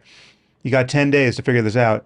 It was meant to detonate politically at that point. And we already knew what happens, in the 2016 election, when 10 days before an election, you say, hey, we got Anthony Weiner's laptop, and now we're reopening the email investigation to Hillary Clinton. We saw that was, her poll numbers by the hour went down. And whether that was decisive or not, who knows? She was unelectable for other reasons. But so we had so my claim at the time was, it was totally understandable for journalists to say, we're not going to be hostage to Rudy Giuliani's timetable here. We have an election in 10 days. First, do no harm. Let's just give this. Let's wait for 3 weeks to figure out what's true about this laptop. Right? We can't figure out whether this is a Russian forgery. Like this, there's reasons to be concerned that it could be Russian disinformation. Who knows what's going on here? We should not be in a rush to create a disaster here politically. So it was, so I viewed each of these platforms having different choices to make. So journalists could decide, do we want to focus on this now, or do we want to give this a little more breathing room? That was an editorial choice that I completely understood, and still a genuine hard call.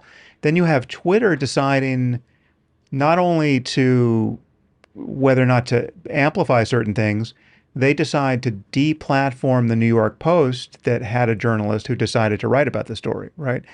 That was a very different decision, and I think, almost certainly the wrong decision, right? I mean, again, understandable given the political bias of the people on Twitter and given the genuine uncertainty as to the ground truth of the validity of the information and where that laptop came from. And I think even in that case, on the New York Post story, one of the reporters who reported it out didn't want to sign his name to the article. I mean, like it was the Wild West over there in terms of actually, doing the journalism.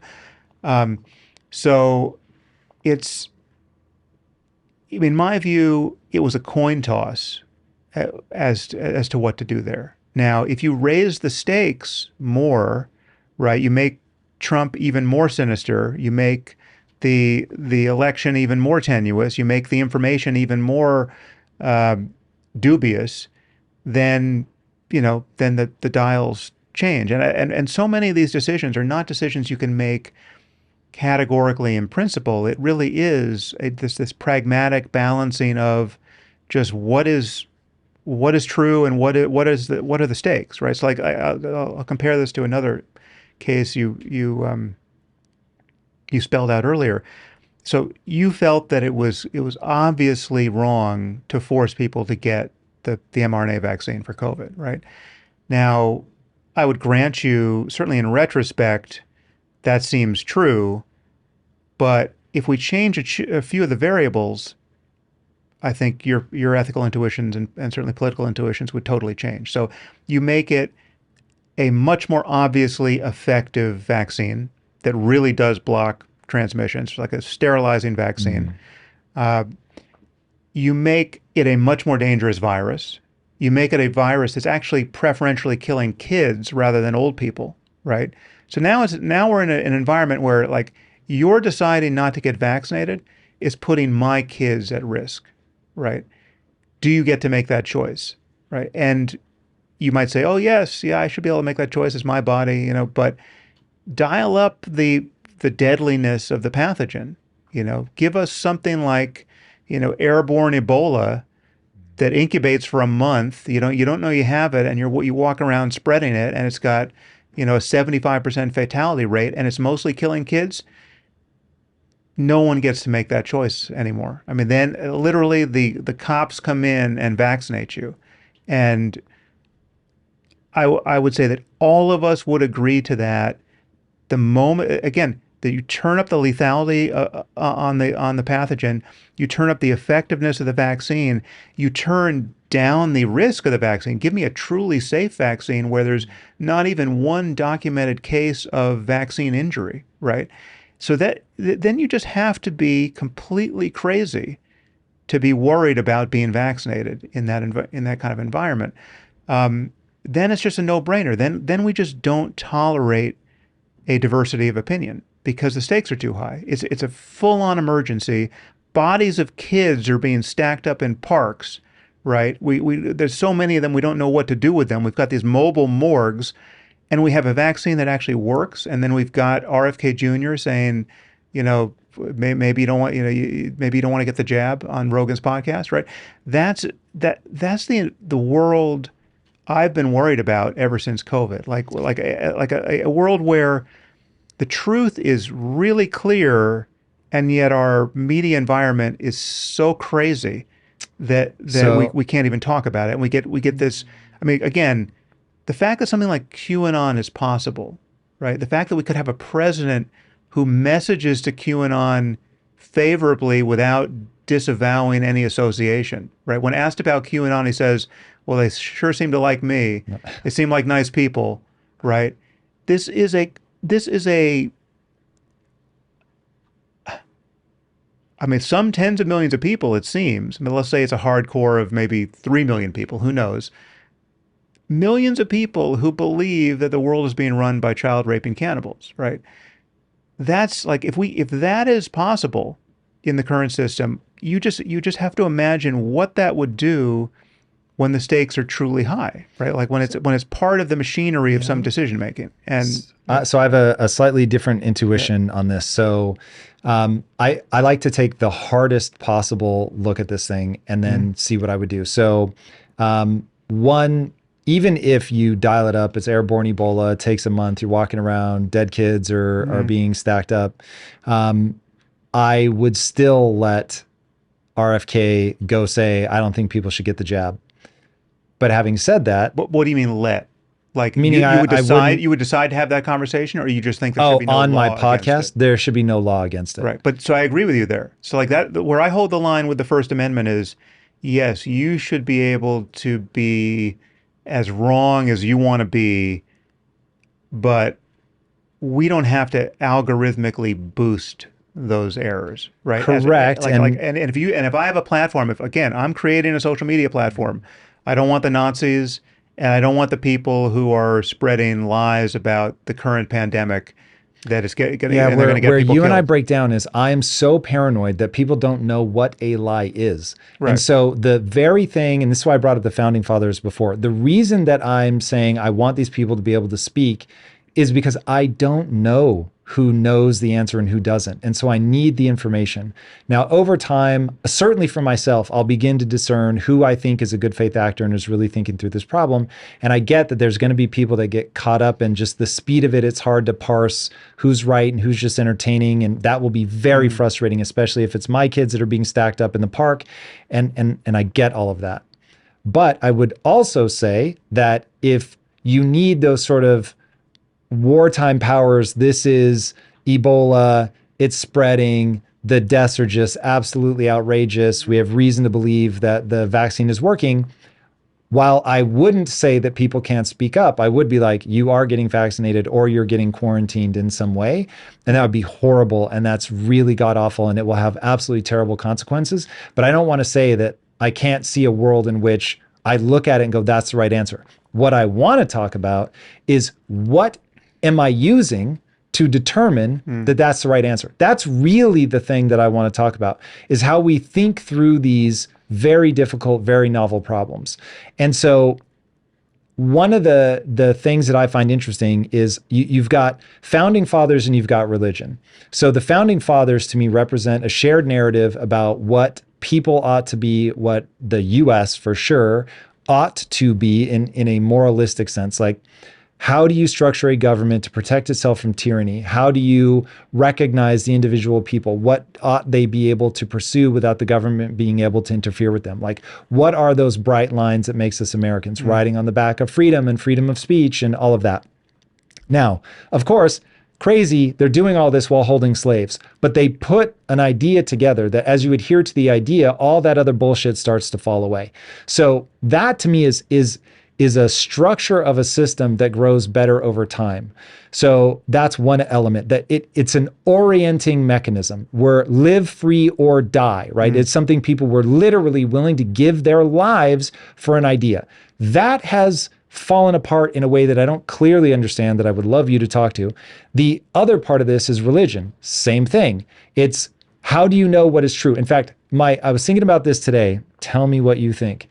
I think that religion is the thing that allows you to establish your behavior patterns when truth cannot be scientifically established.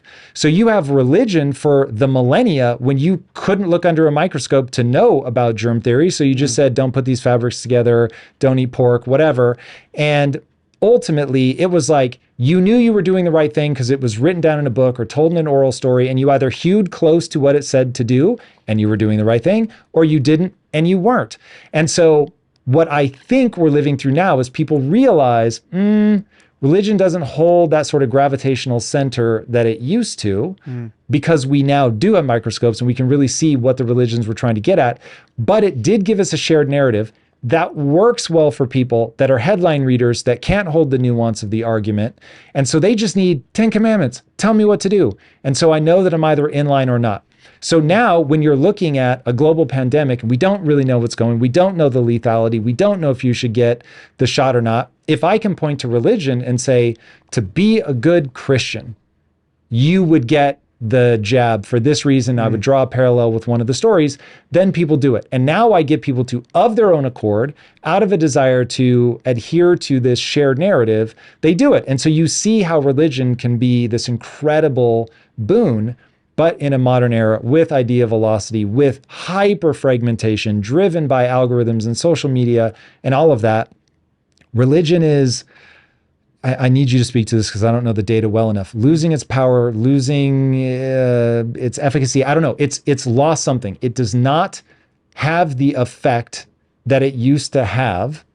And Well, I would also say it just doesn't address many of these use cases, right? So like the religion doesn't have a position on vaccines. I mean, there's some religions that might. I mean, Christian scientists would probably not get don't vaccinated, I you would agree imagine. that But if I'm a preacher, I find the story that I want to draw the parallel. yeah, but And I so think you even could though probably do it either way. Like you could be against vaccines or pro vaccines, depending on correct. how you just pick and Correct. choose. But I Yeah. get you to adhere by, I don't have to use authoritarian rule. That's my point. Mm. I don't have to do something top down. What religion allowed you to do was keep the sovereignty of the individual, especially if you're talking about a Christian religion, keep the sovereignty of the individual and yet get them to fall in Mm. line. It's really pretty genius Mm. where whether you do it because you believe in America and so you keep your freedoms, but you adhere to the mores that allow this amazing thing to exist that you're proud to be a part of, religion serves the same function. But now Mm. as we get into weird, like cultish, new religion, wokeness, whatever you want to call it, something deranges. Well, so I think, I mean, what you want are principles here. I mean, one principle is I think we should be very wary of being driven by tribalism. Right now, it's not that tribalism is always in every case pathological. I mean, I think there's there's tribalism we can play at for fun. I mean, it's entertaining, and it's not very deep, and yet it can take up a fair amount of bandwidth, and it's fine. So you can be a fan of a sports team, and we know what that looks like when you take it too seriously. I mean, when you're like you're a South American soccer player and you lose the World Cup, or you commit an own goal or something, and you literally have to worry about getting murdered by your former fans, right? We know that it's gone too far. It's too much like religion in that case. But in the general case, you can play at tribalism, or you can be loosely identified with some subculture, and it can be fun, and you can enjoy the diversity, and the diversity can be somewhat antagonistic, even as it is in, let's say, in sports, right? But it doesn't reach deep into a person's psychology and social network and political commitment such that they're making life and death decisions on the basis of how much more they like the Yankees than the Red Sox, say.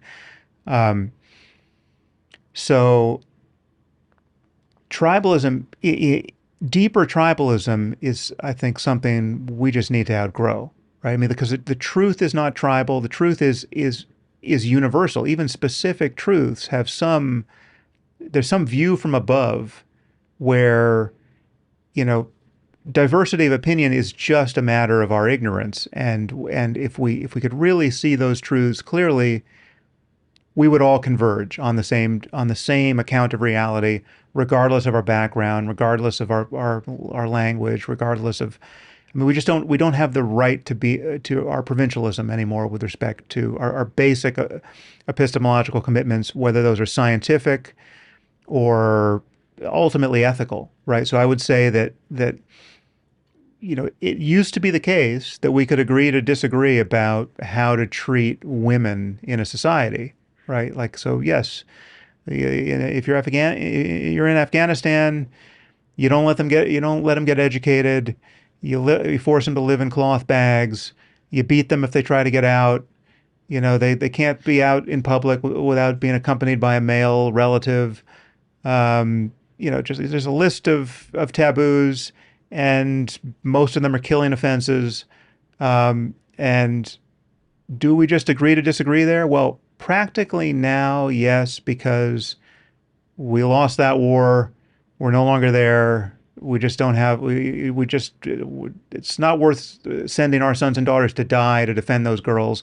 But the ground truth is, if you're born a girl in Afghanistan, you are profoundly unlucky, right? That is just, and that disparity in luck should be galling to all of us, right? Like, it's just not a good status quo. Ultimately, if we got our shit together as a species, some subset of of women and girls would not be forced to live in cloth bags as they are in Afghanistan at this very moment, right? Um, so ultimately, we will converge, and tribalism is precisely the wrong algorithm to use if you want to converge on the deeper truths, whether they're scientific or ethical or I would argue even spiritual, that we should organize our beliefs about reality and how to live within it, right?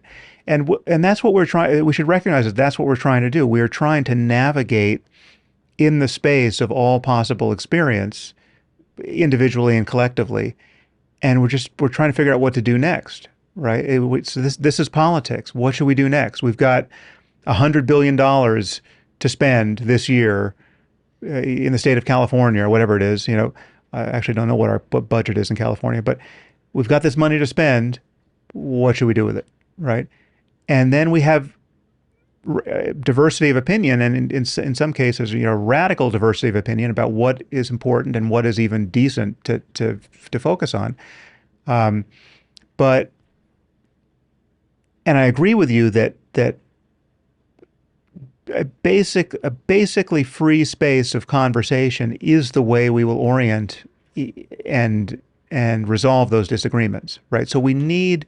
I do agree that in most cases we need the conversation just to run long enough and to be uncoerced enough so that most people most of the time can notice that the better ideas are surfacing and the bullshit is being moved to the sidelines.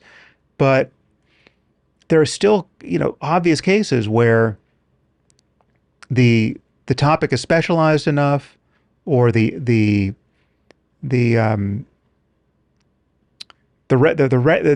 knowledge you need to just get us to have a valid seat at the table is deep enough that not everyone gets to air their opinion with not everyone gets to air their opinion in that particular conversation, or if they do, we're all wise to just have very little patience for that particular opinion, because it's obviously incredible, right? It's obviously the person doesn't have the right background. They're not playing the language game appropriately.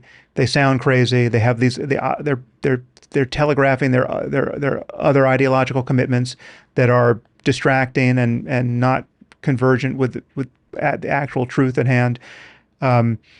So it's like sort of, you bring Alex Jones to the physics conference. It's not going to take him too many minutes to sort of disqualify himself as a expert, a relevant subject matter expert on physics, right, or anything else.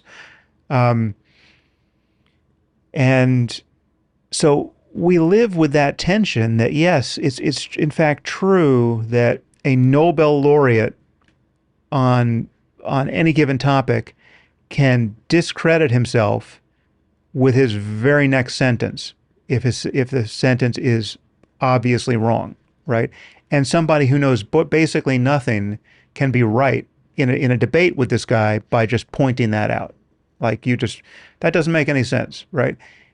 And it is true from a scientific point of view that we take scientific authority very lightly, right? Like it's not good enough that you're a Nobel laureate.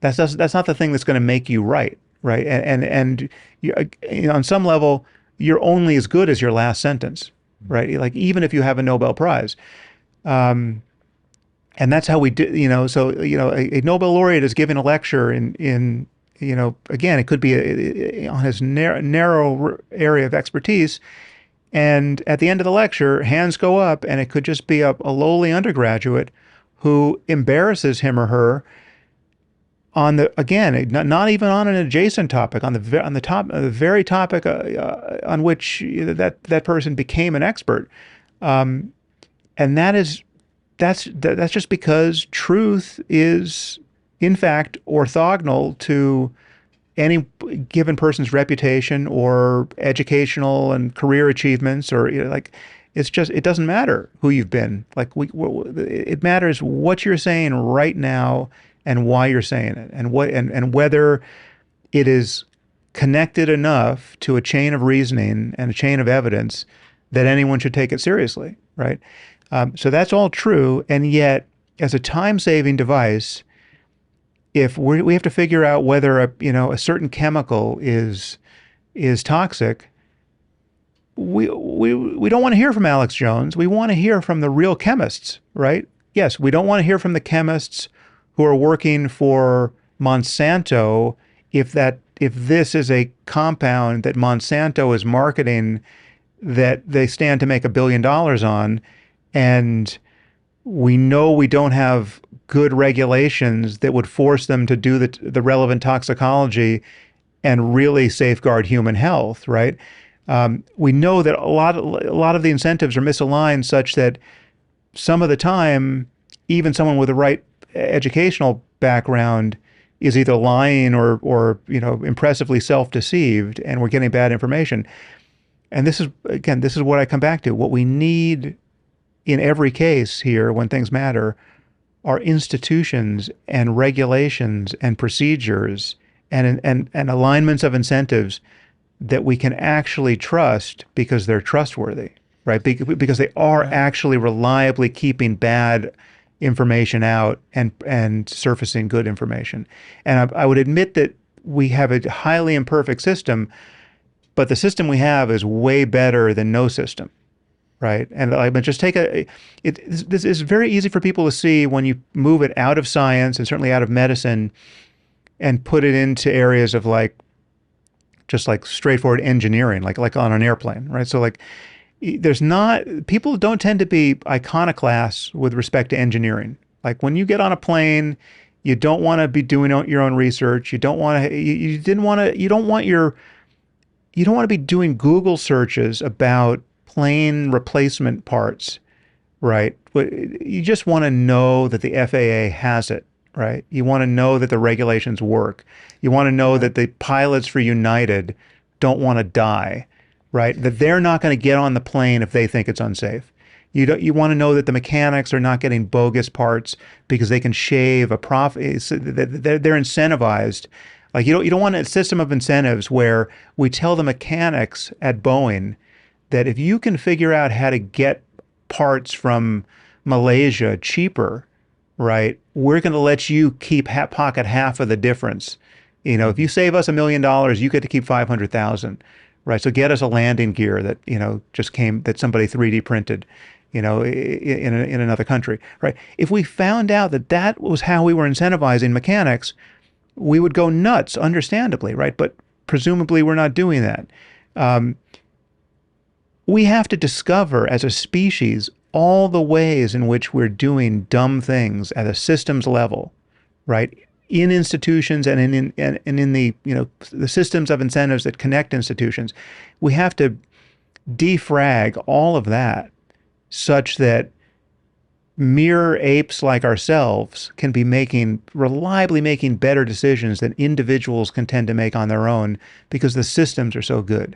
And so again, we're not going to solve this in Podcastistan, right? Or Substackistan, right? Like I'm not saying we don't want podcasts and Substack newsletters, but I think what you can do is delineate how to think about the problem, because here's the last thing on this, and then I've got so many more things I want to talk to you about. But I think because I agree with you as you break down what it should look like. I agree with you. The problem is that the example that you gave that I think really freaked people out was like, this thing isn't going well with the timing of the Trump thing, the Biden laptop, the Trump thing is so serious. I'm going to just real fast break the system to make sure that this doesn't go forward. And that sets everybody's alarm bells off. But I wasn't, but again, just to be clear, I was not advocating to break anything. I said that Twitter was wrong to deplatform the New York Post. Right. The New York Times, I think, was probably, again, and I put it explicitly in these terms, it was a total coin toss for me journalistically, whether you decide to do a front page story on the Hunter Biden laptop with 10 days left when there were valid concerns that this could be Russian disinformation, and you had the previous example of an election seeming to get derailed by But something the second similar. you say that, like, there might be reasons, but a human is making a judgment call, and certainly the way you present it is, your take is, if it were my call to make, that's probably what I would do. I think that's the thing, that's certainly the thing that made me uncomfortable, of like, whoa, that feels like you're let's running just, a much higher risk scenario. let's make it even more realistic, because now, what am I doing now with respect to the laptop? Right, like I have not done a podcast on the Hunter Biden laptop yet, right? It's been now with us for years. It's conceivable that I could. I mean, I still don't find the topic interesting enough, given the political environment, that I care all that much. I mean, because for me, it was a very straightforward calculation. Here we have a sitting president who I knew to be unqualified in all kinds of ways, but the specific problem for me at that point was, we have a sitting president who is not committing to a peaceful transfer of power, right? That was a 5-alarm fire politically. I mean, that was as bright a line as I needed to say, this is an emergency, right? This guy this is, now it's not an emergency such that we could do anything to stop him, right? I'm not saying that the New York Times should have printed lies about him, right? I'm not saying that it absolutely did not require lying or even a shading of the truth. It's just, here's a guy who, on multiple occasions, has been asked point blank on television, will you commit to a peaceful transfer of power? And he in so many words, he said no. It's like, if I win, it will be a valid election. Right. That's basically what he said. So let me ask, what do you think about, people want him elected still? Like, he's still, theoretically, as we're recording this, is the prime contender for the Republican nomination. And that just to close the loop on what I just said, that's why I'm not, that, among other reasons, that's perhaps, I haven't thought much about it, but that is why I'm not so motivated to spend a lot of bandwidth, or any bandwidth, trying to figure out what's so wrong with Biden and the Biden family, right? Now, I have no doubt there are politically inconvenient, embarrassing, even shocking things to discover. I mean, certainly in Hunter Biden's life and in his behavior. I mean, I'm sure there's no end to embarrassment there, but even some degree of implication with President Biden. Is that possible? Is it conceivable? Is there something there that I just haven't freed up the bandwidth to pay attention to coming out of that laptop? I'm sure there are many people in Trumpistan who could speak for an hour about all the things they think we know based on that laptop, but I certainly doubt some of that. But why am I not motivated to pay more attention to that? Because, just as you said, Trump could very well come back in 2024. Like, I don't think that, I really, maybe I'm just not explaining it well. I don't think that's where people get the friction. Where they get the friction is the sense of, it's one of the earlier questions that I asked. I think you either believe that the people can sort through this themselves and figure things out, and you put the trust in the hands of people, or, and I think your position is clear, and so tell me if I'm getting this wrong. So either the people en masse, just give them the information, they'll sort it out, or we need experts, which people are going to read elites, right? Which is not a charitable interpretation, but that's how they hear it. Or we need a group of elites that are better than us plebes and go figure it out. I think that's what they hear when you say that. Now, I get what you mean about experts, but I know that even the most well-intentioned expert has a propensity to be wrong, that I just feel like the mistake I would rather make, going back to my trifecta of evil, the thing I'm most afraid of is authoritarian rule. So in that moment, I go, oh God, these are both terrible situations. But I really feel like you have to put the hands in the people. You have to leave it with them. If they let them see all the information, and yes, I know it's calculated. But there is no seeing all the information. Right? There is no unmoderated, pure, just fire hose of information. I mean, the information doesn't exist as a unitary object that can be contemplated in its totality, No, but we always are in given proportion to what it is in fact in proportion reality. makes me a little nervous. You do have it. It is so specific. A laptop. Maybe it's Russian disinformation. Turns out it wasn't, but maybe. But you have this thing. It becomes so concrete and so tangible. I think that's why there's so much attention on that thing. But so I just want to get to your principle versus my principle, because I don't. Again, I don't know that either of us are right. I My just want to know principle what they here are. is that, again, I mean, I stand by everything I said on that original podcast. I just didn't say it especially well there. And so people are genuinely confused about what I was recommending. Can I say it so I know if I understand? Yeah. That what was going on is it was a real emergency. You had a real emergency. You have a president who was not committing to the peaceful transfer of power. Our democracy was truly at risk. Our democracy is the most important thing in this scenario. A laptop comes out. First of all, it could be Russian disinformation. We don't know yet. And so it would be foolish in the same way that if the Russian guy that sees the 5 nuclear weapons getting shot at him, for him not to pause and go, this just doesn't make sense, I'm not going to do it. In that moment, it was far wiser to not put this in front of the public, but instead to go, the risk reward ratio is off.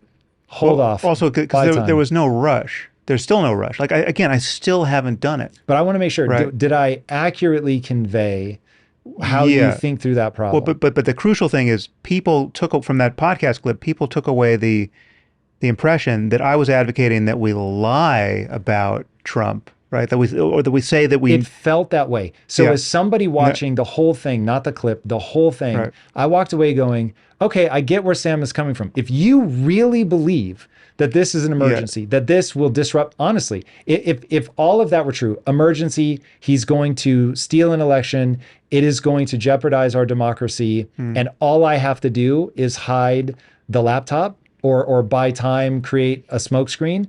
If I really believed that all of that was true, man, I'd be very tempted. Now, it's just my obsession with this trifecta books and authoritarian rule that makes you can me take a paranoid. look. So if it's a sufficient emergency, you should want the guy assassinated, right? I mean, like, it goes all the way. Like, if this guy's Hitler, well, then we all wish Hitler got assassinated, right? Now, I don't think Trump is Hitler or anything like Hitler. So can you precog him? That's where I get nervous. Like, everybody's so quick to say that he really is Hitler, and it's like, no, he's I know, well, I don't know how much harm he could ultimately do, but he shows no sign of being ideological in any way, and it shows no sign of wanting to take on a kind of world building or the people dismantling want some project. people, and that makes my radar. People want what? People want him. So this may illuminate the difference. So because some people want to elect him, I'm like, damn, is there something I'm missing? And so because I know I could be flawed, I'm just like, then you have to let the people decide. Well, no, you have to let the people decide. I would argue we still don't entirely know what's up with that laptop, right? It's like, I know there are people who think they know, but like, I don't actually know what sort of forensic analysis has been done of that laptop and how reliable that is, and what the scope of fraud is there really. And I'm still unaware of anything that has surfaced from that laptop that is clearly a smoking gun that implicates Biden in corruption in a way. Like, there's new information coming out in recent weeks. I don't know what the relationship that is to the laptop, but if there's a 20 megaton scandal in that laptop, it still hasn't reached me, and it's been over a year, right? But again, I default back to my original position, which is the fact that Trump wouldn't commit to a peaceful transfer of power, and we in fact didn't have a peaceful transfer of power, and he's now running again. That to me is so disqualifying that I'm not inclined to do anything that could possibly increase his chances of getting elected, right? So again, he's not Hitler. but I think he's someone who is totally committed to subverting all the norms of our democracy for purely personal avarice and just his malignant narcissism. I mean, it's just he really is a pure case study in that. But again, not ideological, not especially ambitious in any of the ways that somebody like Hitler or Stalin was. But it's so corrupting of our politics and so destabilizing of the institutions we should care about in our democracy that I think having him in for a second term could well be a total disaster. And it's just such an awful precedent to have someone who didn't commit to a peaceful transfer of power, basically saw to it that we didn't have one. Worse still, really did try to steal the election, all the while claiming it was being stolen from him, right? I mean, the stuff he was trying to do behind the scenes, the pressure he was putting on Mike Pence, all of that was a genuine effort to steal an election he knew he had lost. I mean, all of the people, his attorney general, the people behind the scenes got it through to him that he had actually lost, and he was still willing to just bluff his way back into the presidency. That's so disqualifying, and should be so disqualifying from my point of view, is that, yeah, do I want to do 3 hours on just how awful Joe Biden is? No. Right now, I don't think Joe Biden should be running for president. He's way too old, right? He's obviously past his, not just his prime, it's just like, it's a disaster, right? And I think Kamala is I mean, I can't see a scenario in which she's electable. So like if he dies or if anything, happens to his health that's so catastrophic that he's no longer the candidate and she is, I think that's just a red carpet rolled out for Trump or really anyone to become the Republican president. So I think it's totally irresponsible and dangerous that the Democrats have put us in this position, that we're running Biden with Kamala Harris being his VP, with no alternative, really. I mean, maybe there would be, maybe if he died today, then maybe Gavin Newsom or somebody would step up and we would have a different race. But the fact that we seem to be running Biden by default with Kamala Harris really set to inherit, to some significant degree, half the country will be seeing her as the person who's running because they plausibly wouldn't expect him to survive his term. All of that's a disaster. All of that is well worth criticizing. I don't want to touch it because what's the alternative? Like, I mean, if I saw an alternative that I could advocate for, right, that could it all be effective. If I saw an upside in criticizing Biden validly, then I would do it. But this is a pure pragmatic case where I'm deciding first do no harm, right? And it comes exactly back to the some fat people are healthy principle, right? Where if you're at a moment where something really is going to turn on people getting their heads straight around diet and health and exercise and body image, and the clock is ticking, right? We have got 10 days to get this right. It's like and a lot hangs in the balance. Do you really want to do a podcast on here are all these fat people who we've just tested them and they're actually they're as healthy as any Olympic athlete, right? They got their lipids are perfect. Their VO2 max is great. They look fat, but this is not what it seems, right? No. And what about, let's do 100 podcasts on that topic, right? Which is what people have done around COVID and ivermectin and mRNA vaccines, right? Like, Brett Weinstein literally did 100 podcasts in a row on ivermectin and mRNA vaccines, right? As though there was no other topic in the world worth paying attention to. That seemed it made me feel like I was getting all the information. I didn't just assume he was right. but Right. it really helped me feel, and I watched a lot of those podcasts. It really made me feel like, okay, at least somebody's talking about this. It felt like pirate radio. And Right. as we're talking, I think I now understand. One, I think it's very important that I love about you that you say what you believe, and it doesn't matter whether I or somebody else would love to nudge you in another direction. But truly, as somebody who thinks you're amazing, I will just say that I think now through this conversation, I realize what I want your particular mind to do, because you are so good at this.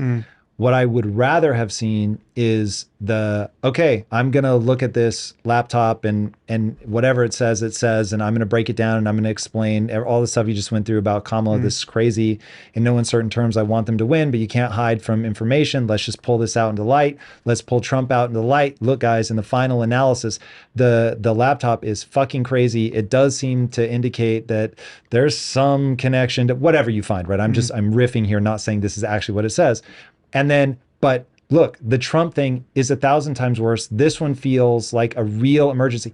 And then I'm like, oh, that's the Sam that I know, who's just like coldly dispassionate about this is this is this. But you can weigh these things. I am being coldly dispassionate. I'm just, and I'm being completely transparent. You're being also strategic, and that's the part where I think it gives people that sense. But it's not a hidden strategy, right? Fair. Like it's just Very fair. I'm just telling you why I don't see an upside in talking about certain things, because again, there are asymmetries here that are really strange, but they're incredibly powerful. Like so, Can I tell you what the upside about talking about it would but be? let me just add this one piece.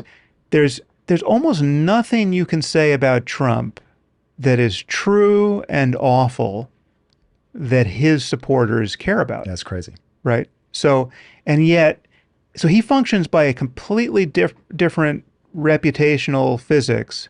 And I think many people in that ecosystem do too. Like, again, I mentioned Tucker. It's like, he's not paying a penalty with his audience the way I would pay a penalty with my audience if similar revelations came out about me. And over here you have somebody like, Barack Obama. Literally, it was a 48-hour scandal when he wore a tan suit, right? I mean, like that was the level where he was getting dinged. Trump is a completely different situation. So it's someone, again, coming back to the fat analogy.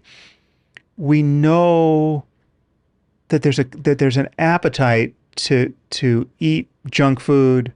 We know certainly most people who have not already made it a habit to exercise, they're hard to motivate. They're hard to get into the gym. Most people join gyms and then they lapse. Not everyone gets addicted to working out. We know that there's a center of gravity to where people are stuck. We've got a problem with something like 40% of Americans are actually officially obese and like 60% are overweight, something like that, right? So it's like we know that it's hard to get through to people, and even if you get through to them, it's really hard for them to change their behavior, even if they decide they want to change, to make these changes. So then you have to ask yourself, okay, just how sexy do we want to make the message that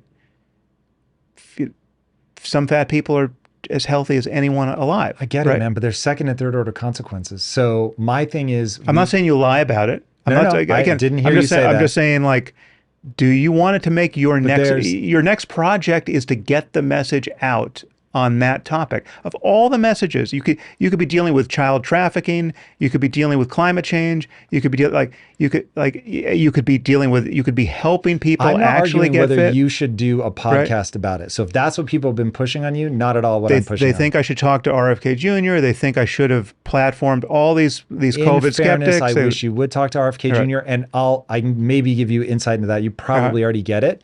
But I want to outsource some of my thinking to you, because I think you think through the world in a really interesting way. So rather than me have to go do the research on RFK Jr., I'd rather you do it. Right. So it's a factor of trust, and just I look at other humans, people may fucking hate this, but I look at other humans as like a really specific AI. And I'm like, okay, I'm a specific AI to other people, right? But you're a specific AI that I use to think through certain problems. And so RFK just happens to be one of the problems I would love to see your AI go think of. Now you have to go do all the research and all that shit and combat him and bring the expert and all the things that you don't want to do. But that's why people would love to see you do that. And so that's where I'm like, the Sam Harris AI that I want to use just gives me all the facts about that laptop, gives me all the facts about Trump, and then just is more persuasive that Trump is going to be the bigger problem. Well, again, but I know that certain bells can't be unrung, right? And that's the part where, speaking for myself, I'm like, and I know, but I know that there are super stimuli, right? Like I know that if I got on my podcast and said, my daughter has a vaccine injury, right? And I don't care what you think about me. She's never getting vaccinated again, and I'm done with all this, vaccine. Like, that's not science. That's not like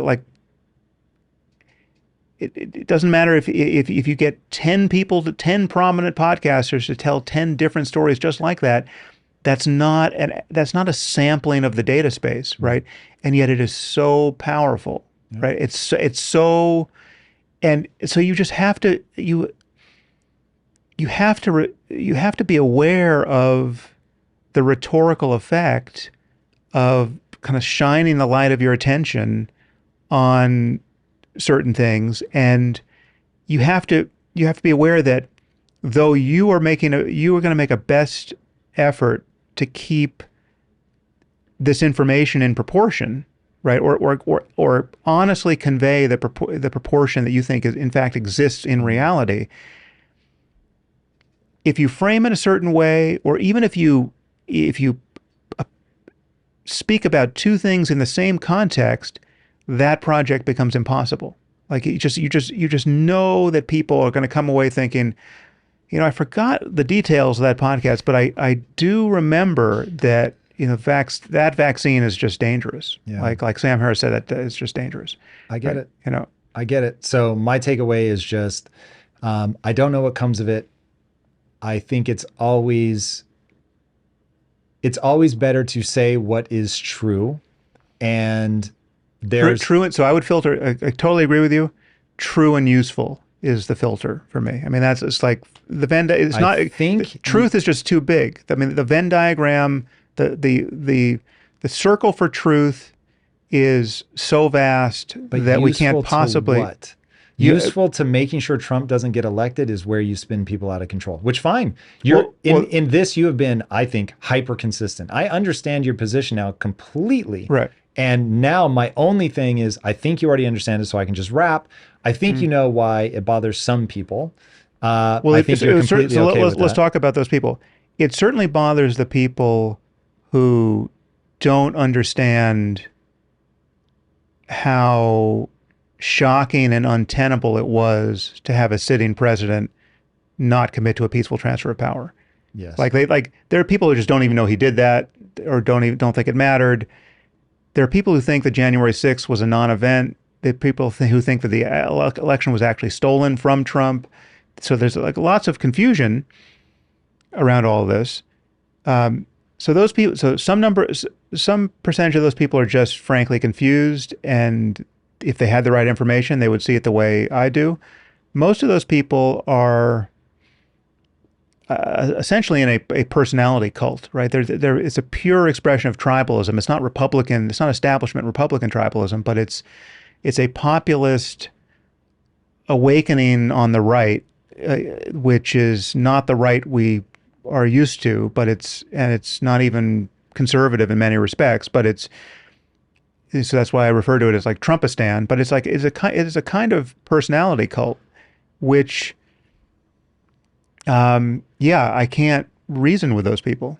I mean, I can't. Like I've said enough. Like if they want to understand what I think is true, there's 20 hours on my podcast where I explain what I think is true about all that, and they're very likely not going to agree for reasons that impressively resemble sort of the birth of a new religion. It's like this is like me talking to Muslims about how the Quran is probably not the direct word of the creator of the universe. Like we're not going to agree, right? Like I lost them in my first sentence, and so it is with Christians and Jews and everybody else. Um, but it's interesting. So you mentioned AI. One thing that AI could, in completely destabilizing everything else, it could somehow resolve this very much in my favor. In that, what it might do, I mean, let's forget about existential risk and the other deeper concerns, but just it could, in the near term, could so fully pollute our information landscape with just fake information, right? So deep fakes and fake journal articles and fake sources to things that, like, people will write, seemingly totally compelling articles about everything, mRNA vaccines and everything else, and they'll be sourced with stuff that none of it exists, right? It's just a pure confection of AI gibberish that we might all have to default to just very straightforward, old school gatekeepers of information. Otherwise, we're going to recognize that the internet is completely broken and we just don't know what's real. So, like, it's in a world of endless deep fakes, I'm really going to have to rely on the New York Times or Getty Images or Apple or somebody with just way more resources than I'm ever going to have on my own to tell me what's real. If I see video of Putin saying that he's just launched his tactical nukes, right, or he's going to do it tomorrow at 4 o'clock, and I have to worry about a world, and I think we do now, and if we don't now, it's 4 months from now we're going to have to worry about this. A world where basically anyone who wants to can produce a perfectly compelling video of Putin that will be undetectable by me as a fake.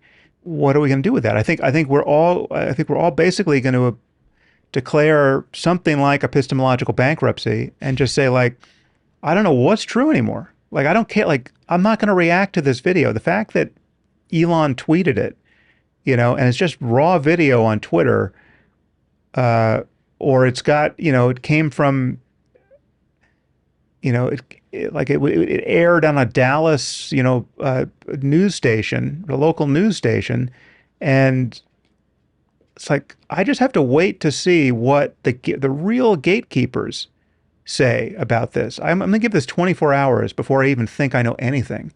And how am I going to know anything? Is it going to be me with my, blockchain algorithm that got democratized that I read about on some blog, where I'm now figuring out whether this video has the right watermark, so it's got digital provenance, or I'm just going to very likely that there's going to be a few institutions that prove that they can figure out whether a video is real. Right now, maybe this particular use case is going to be fully democratized, and we're all going to just have a plug into our browser. Better be. So here's it. So one, I think that the way that it will really play out is the platforms that show video and images will build into their infrastructure the ability to read the blockchain signature. And so you'll very quickly know, like, is this authentic from the source? And then the other part will be a community notes like function where people can say, yes, it's real, but here's the context that you need so that you're not manipulated. Now, both of those speak to the wisdom of the crowd and the right place for something to be truly democratized. But the crowd, the LLMification of the crowd the crowd's going to get so much larger, and because you think there'll be a lot of bots. Yeah, I mean, the crowd could be literally 99% AI at a certain point. It will be tough if you're spinning up what Elon has done, and you charge whatever $8 or $9. It's suddenly a bot farm. But almost nobody's doing that, right? Like, what? It's like 500,000 people are paying for Twitter, and out of 300 million. Yeah, but when you think about what defenses we have when things really start to break, right now they think he's just being a dumbass and he shouldn't have bought it, and so they're not going to pay it because they're stubborn. Right. But if they realize, oh, he actually wasn't fucking around, the bots really are a problem, and by spending $7, I can verify that I'm a real human, and now we're back in business, then I think people are far more likely to do it. But I think the avalanche of fake things that are coming are going to come in so hot and so fast, and it's not just going to be people like me and you of thousands of hours of us out there. People have already cloned my voice. You can hear me speaking in Portuguese and I think Italian. I didn't do it. Somebody else did it. And it literally sounds like me. So that's going to happen. But it's also going to happen revenge porn, where a disgruntled boyfriend makes porn from his ex-girlfriend and it is indistinguishable. And so everybody very fast is going to have a reason to care. Now, the moment I worry about the whatever 6 to 12 months it will take to embed the infrastructure in each of the things to read the watermark and to say this is real, not real, and to filter out things that aren't real. But that will, barring that sort of naked year, you will very rapidly, because it will be so detrimental to just each individual, people will adopt that technology, I think, pretty fast. I just worry that this all happens right in time for the 2024 election. Yeah. No, I'm worried about that too. Seems like the right time frame for it. It's crazy. I mean, Like it makes me feel like I'm in a simulation. year of ChatGPT or GPT-4, maybe 5, and it's 2024 could be all too interesting. Yeah. No doubt. How do you think about preparing for that? Like, how do we get ready? Well, who's we and what is ready? Americans. Yeah. So that we're thinking well through the problem. Well, I hope that, I can imagine this is a major priority of people currently in government, that we're doing everything we can to ensure that the election is run in such a way that there's the least opportunity to worry about election fraud. Now, I don't think election fraud is, I think most concerns about election fraud are generally imaginary, but I think we need a system where there's just no scope to worry that the election was not run properly. The fact that we're finding that that's so hard to figure out, to the degree that we are, I'm actually not close to current efforts to shore all that up, but I got to imagine, that has to be the number one priority. Whatever happens on election day, we should not have a significant number of Americans credibly alleging that the election was stolen, right? And that's just so sanity straining and shattering of democratic norms that we have to get over that hurdle, and we have to stay over it. There can't be some new concern that surfaces that you hack our voting machines. That has to be, the integrity of elections has to be the paramount concern. If we solve that, then at least we have, then we're at the mercy of whoever we ran and whoever won, right? And there I just think you have, if Trump is in fact the candidate, I think we have to, I think it would be a terrible precedent to reward someone who's behaved as recklessly as he's behaved and as dishonestly as he's behaved with a second term in the White House. It just would be insane that we have, if in fact we have a majority of Americans who would want to see that happen. Do you think long form podcasting could change the landscape of who gets nominated? Yeah, because many podcasts have audiences that are larger than any other form of media. Certainly Rogan's does. By a country mile. Yeah, but again, I think Joe and everyone else in a similar position, even at whatever fraction thereof, anyone with a significant platform like that needs to be more responsible than most people are tending to be. Again, it's like, Joe may think he's just shooting the shit with friends, but he's actually not. He's educating or miseducating tens of millions of people on every topic he touches, right? So there's a responsibility that comes with that, and it's not. So I think I don't think Joe has been. I think he's been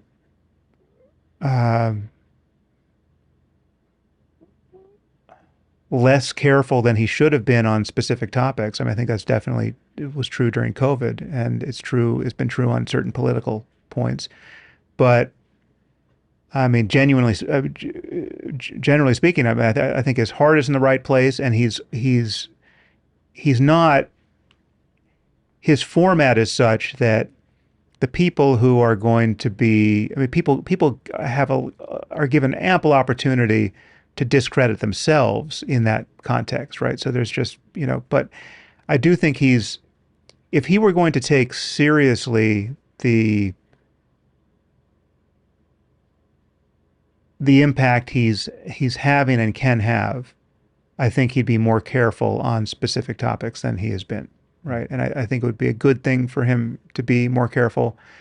And then there are people who have similar platforms, who like Elon, who I think are being totally reckless, right? I mean, I just think his behavior on Twitter has been unconscionable in how he has amplified bad information, pseudo information, lies, and denigrated real information. And it's just, and it's not, again, I don't put this on him. It's not in a systematic way. It's just in a reckless way. He's not even paying attention to what he's breaking or what he's signal boosting. It's like he's not. It's like an adolescent attitude toward the safeguarding of real things. It's like we have a world where the difference between our succeeding in this common project of building a civilization that works and our failing is, I mean, like that gulf is so enormous, and given that basically all of our problems are the result of failures of human cooperation. I mean, like everything that's just not an asteroid that's going to cross the path of Earth, and even with an asteroid, an Earth-crossing asteroid, human cooperation is the answer to that problem. Right? It's like there's almost no problem we could have that, in the limit, we can't. I mean, if it's compatible with the laws of nature for that problem to be solved, I think our understanding the problem and collaborating in its solution is going to solve it. Now, it may not, conveniently, we may not have the time we need to solve it, right? Like if we find out about an asteroid and it's, 15 days away, we don't have enough time to get up there and divert it, right? But if we had 15 years or 30 years, presumably we would have the time we needed to solve this problem. Have you read Ian Bremmer's book, The Power of Crisis? No, but I mean, I've spoken with Ian. I mean, I think I probably spoke with him before that book came out, but he's been on my podcast several times, so I have the gist of his thoughts on this topic. Yeah. So he unnerves me a little bit. I had him on the show and he was great, and I was very honored to do it. But it unnerves me a little, the idea that we need some sort of crisis, what he calls a Goldilocks crisis, that's big enough to be really devastating, but not so big that we can't overcome it. No, I hope that's wrong. Yeah, I mean, I don't think we need that. What I'm saying though is we need adults in the room, and we need the most powerful. We need the luckiest, most powerful, most influential, the people who command the most resources, and the people who command the most of our bandwidth, right? The people who command most human attention at the moment, to behave responsibly, right? Elon is not doing that. And I'm not talking about the decisions he's made as CEO of Twitter. I'm talking about his behavior on Twitter, right? It's just, it's very Trumpian, right? It's like all for the lulz, right? He's just shitposting. He's just spreading memes. He's just fucking around, but he's touching real things. Like, when he speculates that his former head of trust and safety is a pedophile, right? And just kind of freewheels on Twitter about that. He completely deranges this guy's life. I mean, I think Yoel Roth had to move as a result of all the death threats he got, right? That is completely predictable. I mean, the reason why I thought Trump should have been kicked off Twitter long before he was not because of his politics or how I viewed his presidency or anything. It was he was doing this on Twitter. He was singling out specific citizens for abuse when it was absolutely predictable, given his platform and given the nature of his fan base. It was absolutely predictable that those people would then have just excruciating security concerns, possibly for the rest of their lives. Right? It was just like death threats and people doxing them and people showing up at their houses and at their kids' schools, and it was just going to be. It was such a massive fuck over of every single person he mentioned by name. And he knew this, right? And you had to know this.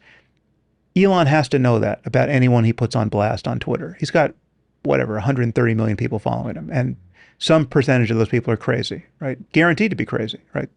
1% of any audience is crazy, right? So you got 1% of 130 million people. You got, and I would bet it skews worse than that in his audience, frankly.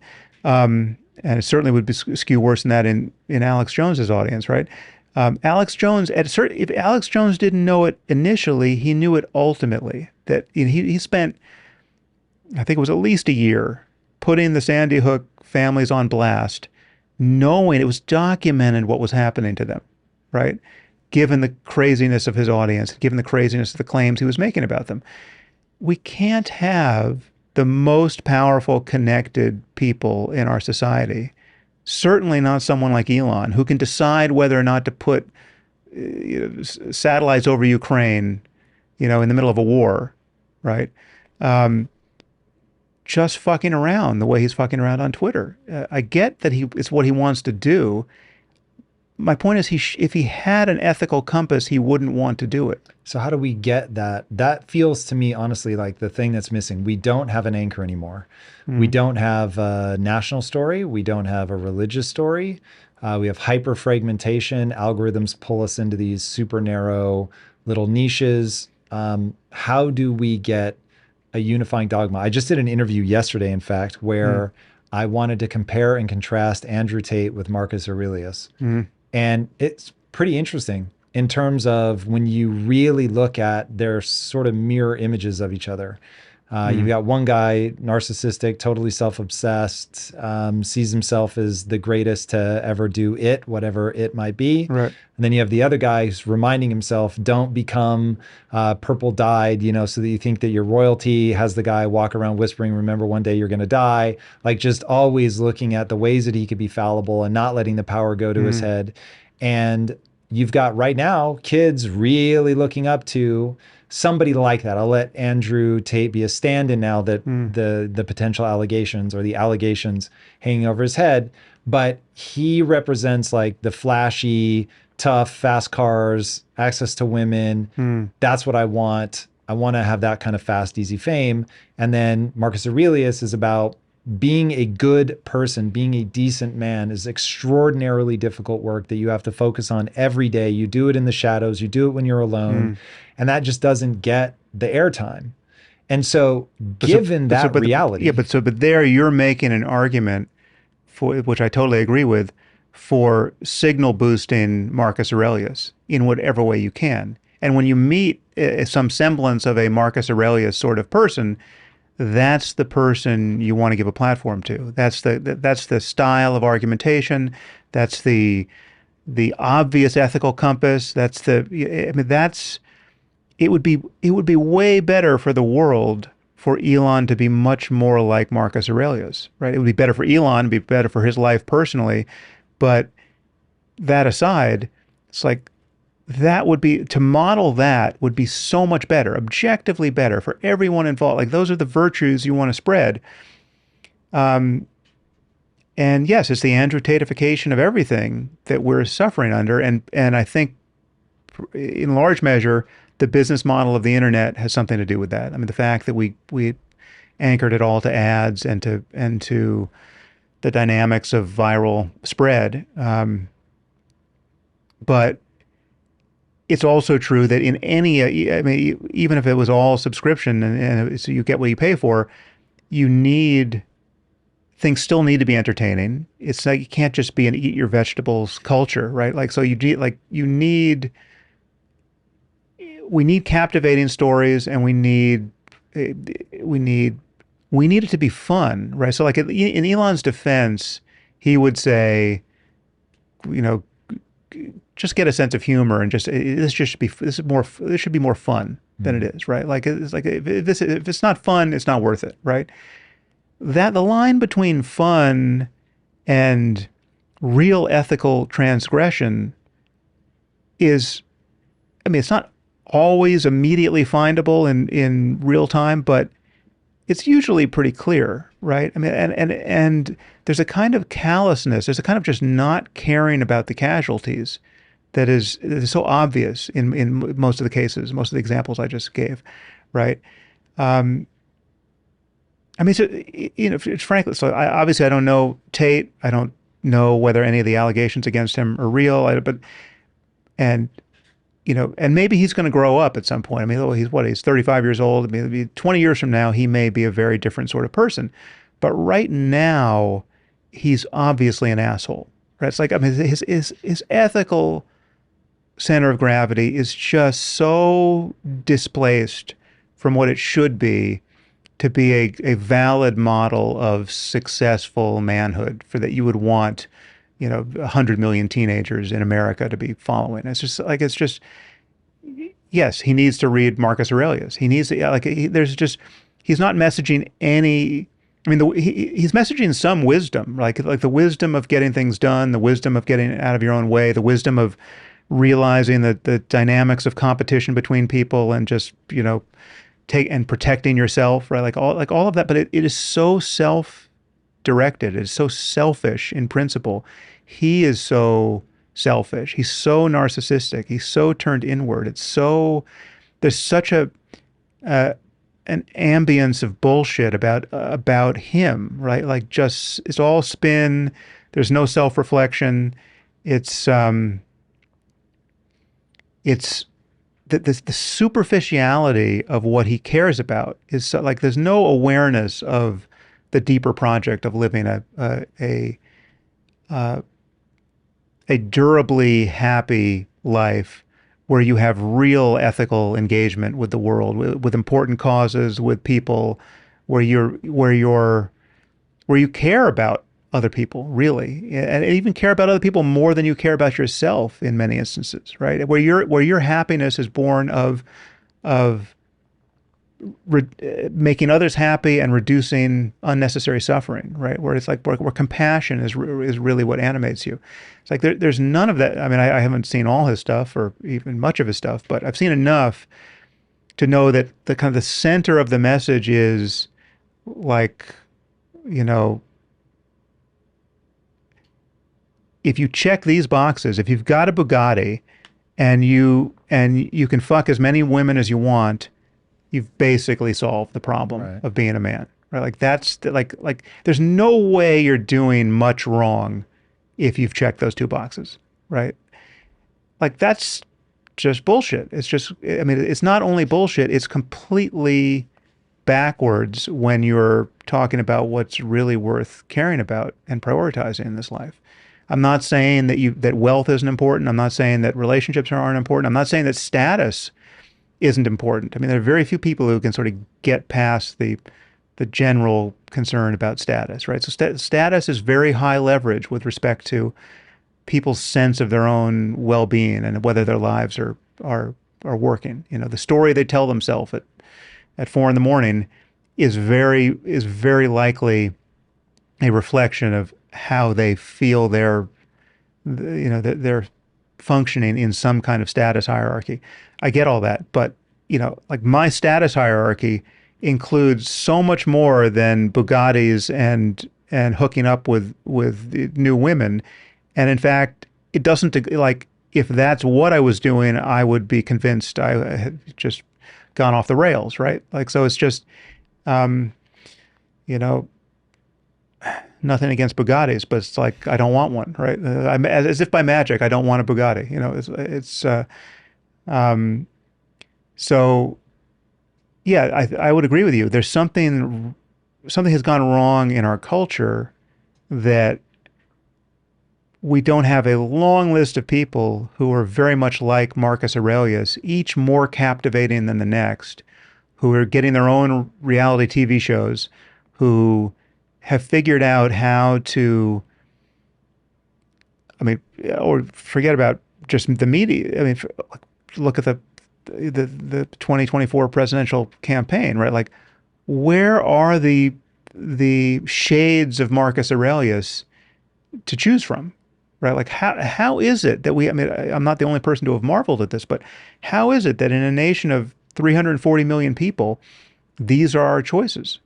Where we've got this laptop from hell, waiting to discourage all of these completely unseemly relationships that the president's son has spun out in multiple countries, and we have to worry about some scandal wafting out of that and destroying his prospects and his prospects are only important because he's the precarious object put in place of a former president who truly desecrated the office of the presidency.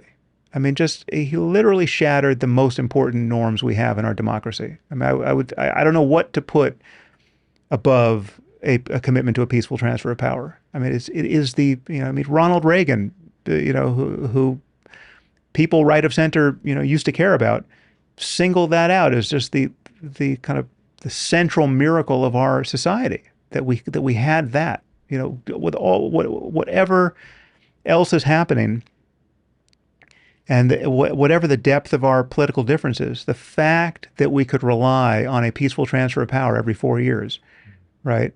That was an absolute miracle. It's the thing about us that is most astounding to all these other societies that can't manage it, right? In any generation, they either don't even have a system that even purports to manage it, or even having one, they can't keep that together, right?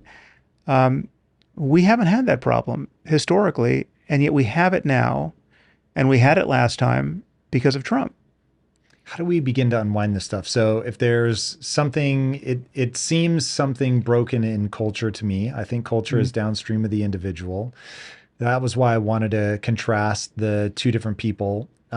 What that got me thinking about is, what is the animating philosophy of everybody's life? And I think for most people, they never take the time to define what their animating spirit is. They don't have a life philosophy. They're just engaged in the day-to-day river of algorithms that sort of pull them along and confront them with the things they need to do, the things they find funny, the things that they find outraging. But when I really stop and think about what people need to do, I come back to the thing that Jordan Peterson has been circling around. This has been really interesting for me. So Jordan goes on his dad arc, when he really first burst onto public fame. I was completely blown away by how much he was helping people. He then gets sick and he comes back and he's super religious. And I don't know what to make of it. And for a long time, I was very confused. And then I started thinking, he might just be ahead of his time, in that what I think he has his finger on is that all of us have a God-shaped hole inside of us. You have to fill it with something.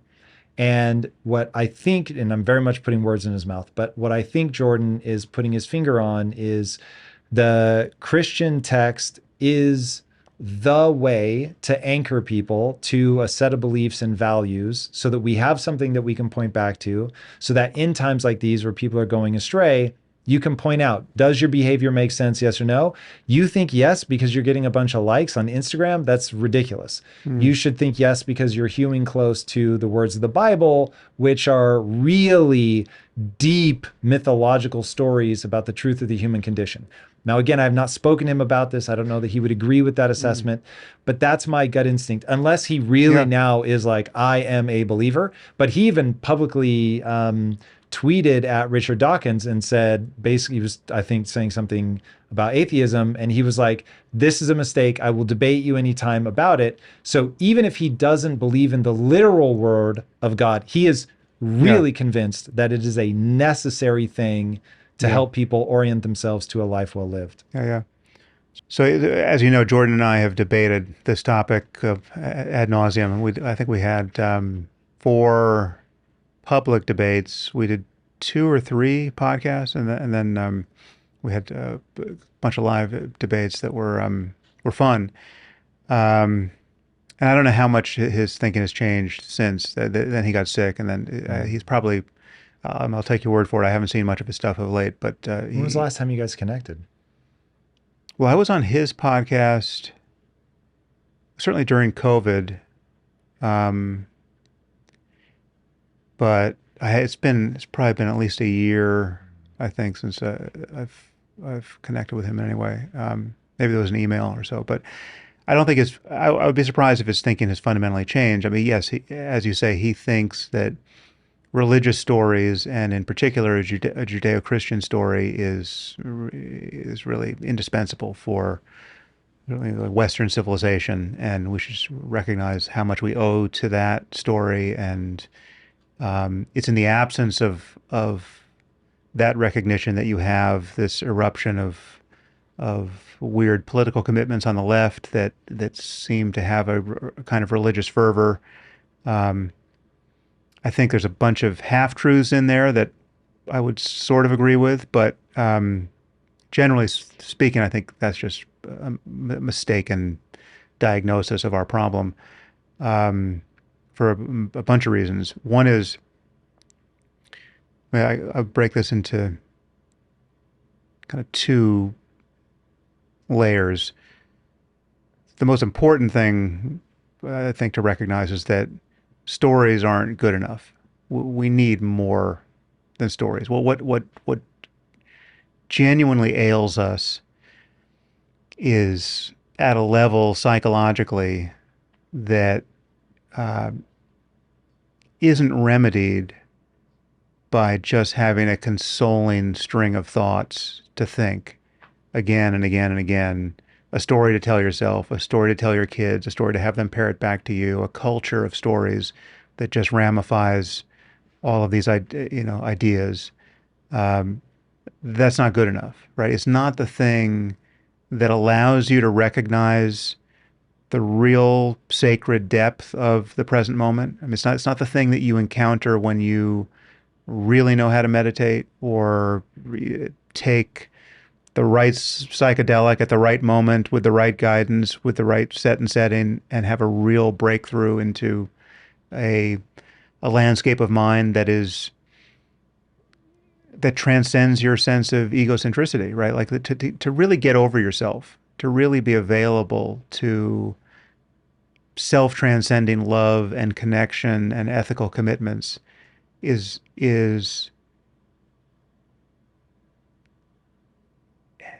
a deeper move than any new set of thoughts is going to engineer for you. And it is, in fact, it requires an insight into the superficiality of thought itself, right? So it is, you have to recognize what the mind is like prior to thought, prior to identification with thought, prior to being continually spellbound by the voice in your head that is telling you one thing or the other, is telling you you're great and everything's working perfectly, or is telling you you're a failure and nothing worked out. I mean, like on the relative level, on the level of being identified with thought, it matters what story you tell yourself. It's much better to feel like everything's going great, if in fact it is, than to feel morbidly and masochistically self-critical and self-doubting and depressed.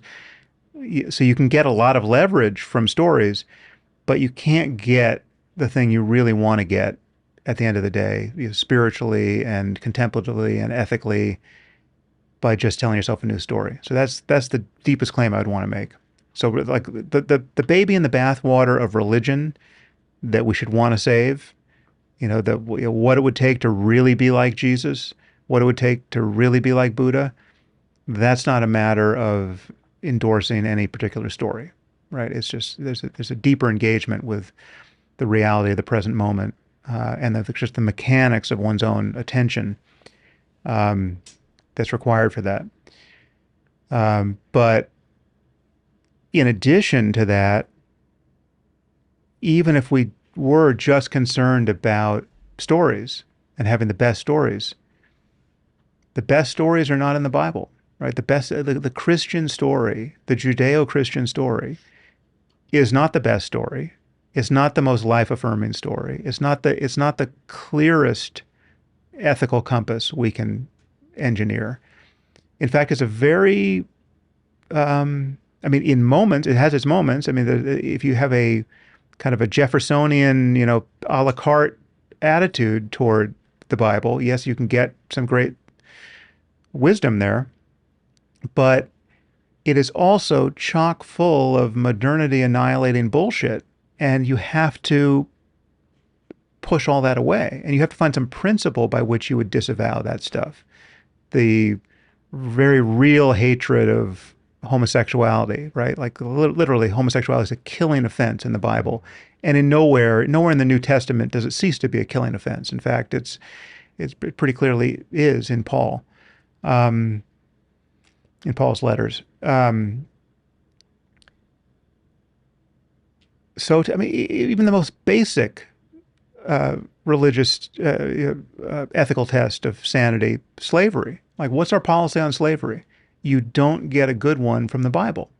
That is as pure a defeater of ethical omniscience as you could ask for, right? Is this the best moral document we have? Well, let's check the index. What does it say about slavery? Oh, it gets slavery wrong. There's no way it's the wisest book we've ever produced, right? So that's where we are with the Bible. That's quite inconvenient for Christians and Jews who really want to make that tradition the kind of the sole repository of wisdom for us.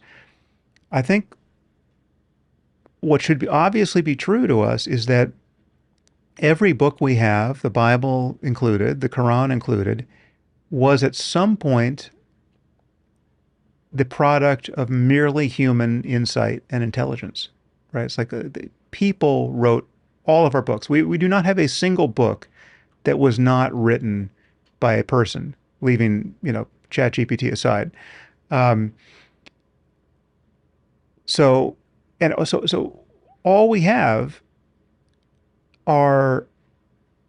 is the totality of human insights and human conversations to draw from, right? So what traditionally religious people seem to recommend is that we limit ourselves to the insights and conversations of a previous age. Now, whether you want to walk that all the way back to the 7th century or 1500 BC or 1st century AD, or that depends on which religion you favor. Or some people will just want to go with L. Ron Hubbard, right? We'll go with the guy with bad teeth, whose driver's license we can literally inspect, but he's compelling enough for us to just stop there. It's like he got it right, in Dianetics, and we need to look no further.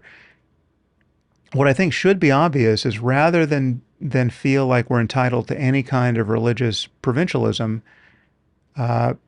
we should just want the totality. I mean, very much in the spirit of what you were recommending earlier, we want the totality of human insights and conversations available. And then we want to just see what survives contact with reality. We want to pressure test it in each present generation, in the presence of new technology. I mean, like, what is going to give us guidance? What in our prior conversations gives us real guidance when we decide to build more and more powerful AI? Like, what should we believe about the totality of everything that's been said before, its provenance? What equips us to make a truly wise decision in the present with respect to this emerging technology? Now, I would argue that you get close to nothing in the Bible to equip you to actually navigate this appropriately.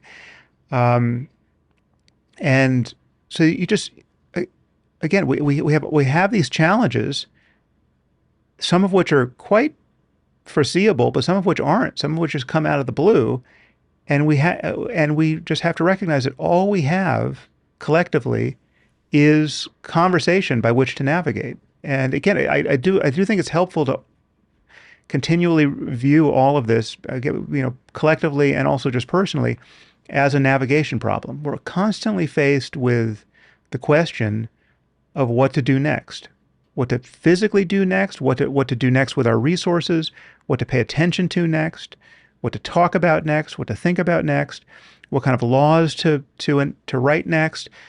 We're constantly tacking in the wind, and all we have is human insight and human conversation by which to do that. And so persuasion is important. Understanding the dynamics of all of that is important. But to default to some prior century and to say that these are the last words that are relevant on the deepest questions of human life. They can never be improved. They can never be superseded by anything. All of their internal contradictions are something that we have to pretend to have worked out, and in most cases, we're better off just ignoring them because who can understand the mind of God, right? It's like, well, let's default to mystery there and the unknowability, really, of truth there. But no, there's very specific truths we can know. Like, yes, homosexuality, no, that's forbidden, right? So we know that, and it's just not. It's. I mean, view it in terms of software. It's like we know we have to keep improving it. Culture is software. Culture is an operating system. We know it's continually showing its bugs. We know it's continually failing us. We know it's throwing up new challenges that we kind of emergent behavior that we have to correct for. We can't just say this 2,000-year-old legacy code is perfect. It so clearly isn't perfect. It was not perfect at the time, and it was possible at the time to know that slavery was wrong. It's not like 2,000 years ago, everyone thought slavery was okay. No, it's just the people who wrote the Bible thought slavery was okay. It was possible to be wise enough as a human being. You brought up Marcus Aurelius. There is so much more wisdom in his meditations. I'm not saying they're perfect. They're not everything. There is so much more wisdom in that book than in most of the Bible, right? And there's so much less wrong with his meditations than is wrong with most of the Bible. If you're going to take one book to guide your life, you could do a lot worse than Marcus Aurelius. And it's so modern in so many ways, right? It's like you don't have to go through this tortured translation, like what he really meant. He didn't mean keep slaves. He meant, he's it's a very modern set of insights into. And I don't know if he said anything about the ethics of slavery. Maybe there's something in there that is inconvenient. But the parts of Marcus Aurelius and Stoicism generally that are so serviceable and so modern is that there's this basic insight into your mind being basically all you have. Whatever you have in the world, whatever you have in your life, whatever you're being confronted with, the layer of experience is mind. And what you do with your attention, what you choose to focus on, how you choose to frame the thing that seems to have happened in the world, that is the cash value of the world and of your life in it, is what it convinces you to do with your mind, right? And if you can just to seize those reins deliberately, you can be happy in objectively terrible situations. And conversely, if you fail to understand anything about those mechanics, you can be miserable in objectively wonderful and truly fortunate situations, right? You can have all the luck in the world and not enjoy any of it. Do you ever worry that, given that all that we really have is our mind and attention, that AI ends up coming along and playing the role of God? It focuses your attention. It tells you what to look at. It makes sure that you feel XYZ way, but that it ends up being able to either through culture or something far more individualistic, it ends up being able to shape your values. Oh yeah, yeah. I mean, I'm very worried about the deepest questions of the AI alignment. I think that's a real problem, and there are many. I'm amazed that there are many people, fairly close to this technology who either don't think it's a problem or just figured that out like last week after working in the field for decades. I mean, I'm truly mystified by the people who don't think it's a problem. As you might have heard, I had Mark Andreessen on my podcast, and we debated this. And he's super smart and super close to the tech, and just thinks that this is pure science fiction to worry about AI alignment. I mean, there's just no reason to worry about it. He's not. I spent whatever it was 2 hours, talking in his direction. He's totally unconvinced by anything I had to say. Everything I have to say on the topic is really I don't think there's anything original from me on that. I mean, I've just been very informed by people like Stuart Russell, who is also very close to the tech. He's a computer scientist at Berkeley.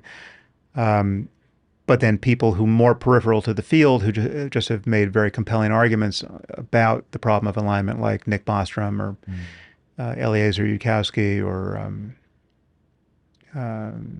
Max Tegmark. I mean, there's a lot of smart people who are they're not actually doing the AI research. But then you have somebody like Geoffrey Hinton, who's like the father of the most current tech, of deep learning, and he wakes up 3 weeks ago, and he realizes we got a problem on our hands, right? So I don't understand why that took so long. But that aside, even in success, or even not reaching anything like a catastrophe of misalignment, just our engagement with machines that are smarter than ourselves and the way in which that can be deranged. I mean, there's so many examples of the way it could derange us, but just, I mean, I recently rewatched the film Her. I don't know if you saw that recently, but It's crazy. It lands differently now. I sort of forgot what I thought about it 10 years ago. I saw it when it came out, but now it just seems like, okay, this is pretty damn interesting. It was not consciously a very dystopian film. I mean, it kind of split the difference between dystopia and something more benign. But you can see, just imagine all of us. I mean, even the model of success here. We all have a kind of a superhuman AI tutor who understands us better than anyone in our lives. It understands us better than our friends or our spouses. It has literally noticed everything we've paid attention to for years, right? It's followed. It's like it's caught everything we've forgotten. Oh, you said in that email that you were going to tell Sam X. You never told him. You want to tell him now, right? Like it's reading everything you wrote. It's reading everything you read. And it's doing that to a billion other people fairly similar to you, and drawing insights from them and then propagating that back into its understanding of you. So it's understanding you in ways that you can't even understand yourself, right? And so now you're in dialogue with this thing. Now, I'm not saying there isn't some good that could come of this. I mean, it's just, imagine just being in relationship to the smartest and wisest oracle you could ever have access to. That's what's not to love about that. But then you just imagine, as in the film Her, that we all have a different version of this thing, and it's slightly different because we're different, right? So it's a funhouse mirror, and our culture is fragmented. We don't have a shared reality because the AI is tuning itself differently. It's like, I think Jaron Lanier gave this example once, not so much for AI, but for just the disorienting capacity of social media. It's like, imagine if Wikipedia was different for every person who went and read an article there. It's like you go read the article on the American Revolution, and it's bespoke just for you, given the kinds of things you have signaled that you like, in the past, right? That's scary. And we all so no one has a common understanding of the world, really, because we're all sort of drifting off into this conversation with more and more compelling information tools. I mean, again, there's, if this thing coughs up a cure for cancer next year, but the pragmatics of the moment are going to be such, I'm going to think, all right, well, let's at least acknowledge that we really wanted that cure for cancer, right? I'm really happy we got that. I'm not so worried about the misinformation problem today, given that I and everyone I know are now know we're never going to die from cancer, right? Like, so let's get our priorities straight. But it really is easy to see how it can bend us in ways that will not be functional. And yeah, I mean, I hope we equip ourselves to realize that in time as these advances roll out. No kidding. All right, man. I think even at the end of this amazing conversation, we still all have a lot of work to do in terms of figuring out what our compass is, how to sift through all the information. There's no letting us off the hook. But now that you're no longer on Twitter, where can people engage with you? Well, just wakingup.com. It has all my stuff on meditation and really applied philosophy. And samharris.org is my website. So anything I do will be announced from there. So yeah, and if in the age of deep fakes, I mean, this is one thing I've thought about. It's like, at a certain point, if something hasn't come from one of my channels, I don't think you can be sure that I said that thing, or if that's me, it's me saying it. And so it is with you or anyone else with a platform. I mean, it's just guaranteed. It's really strange. But Really strange. That's where I am. Awesome. Yeah. All right, everybody. If you haven't already, be sure to subscribe. And until next time, my friends, be legendary. Take care. Peace. If you enjoyed this episode, check out this deep conversation with Donald Hoffman about reality and consciousness. What we are avatars of the One. The One awareness is exploring all of its possibilities through different avatars. So somehow there is this field of awareness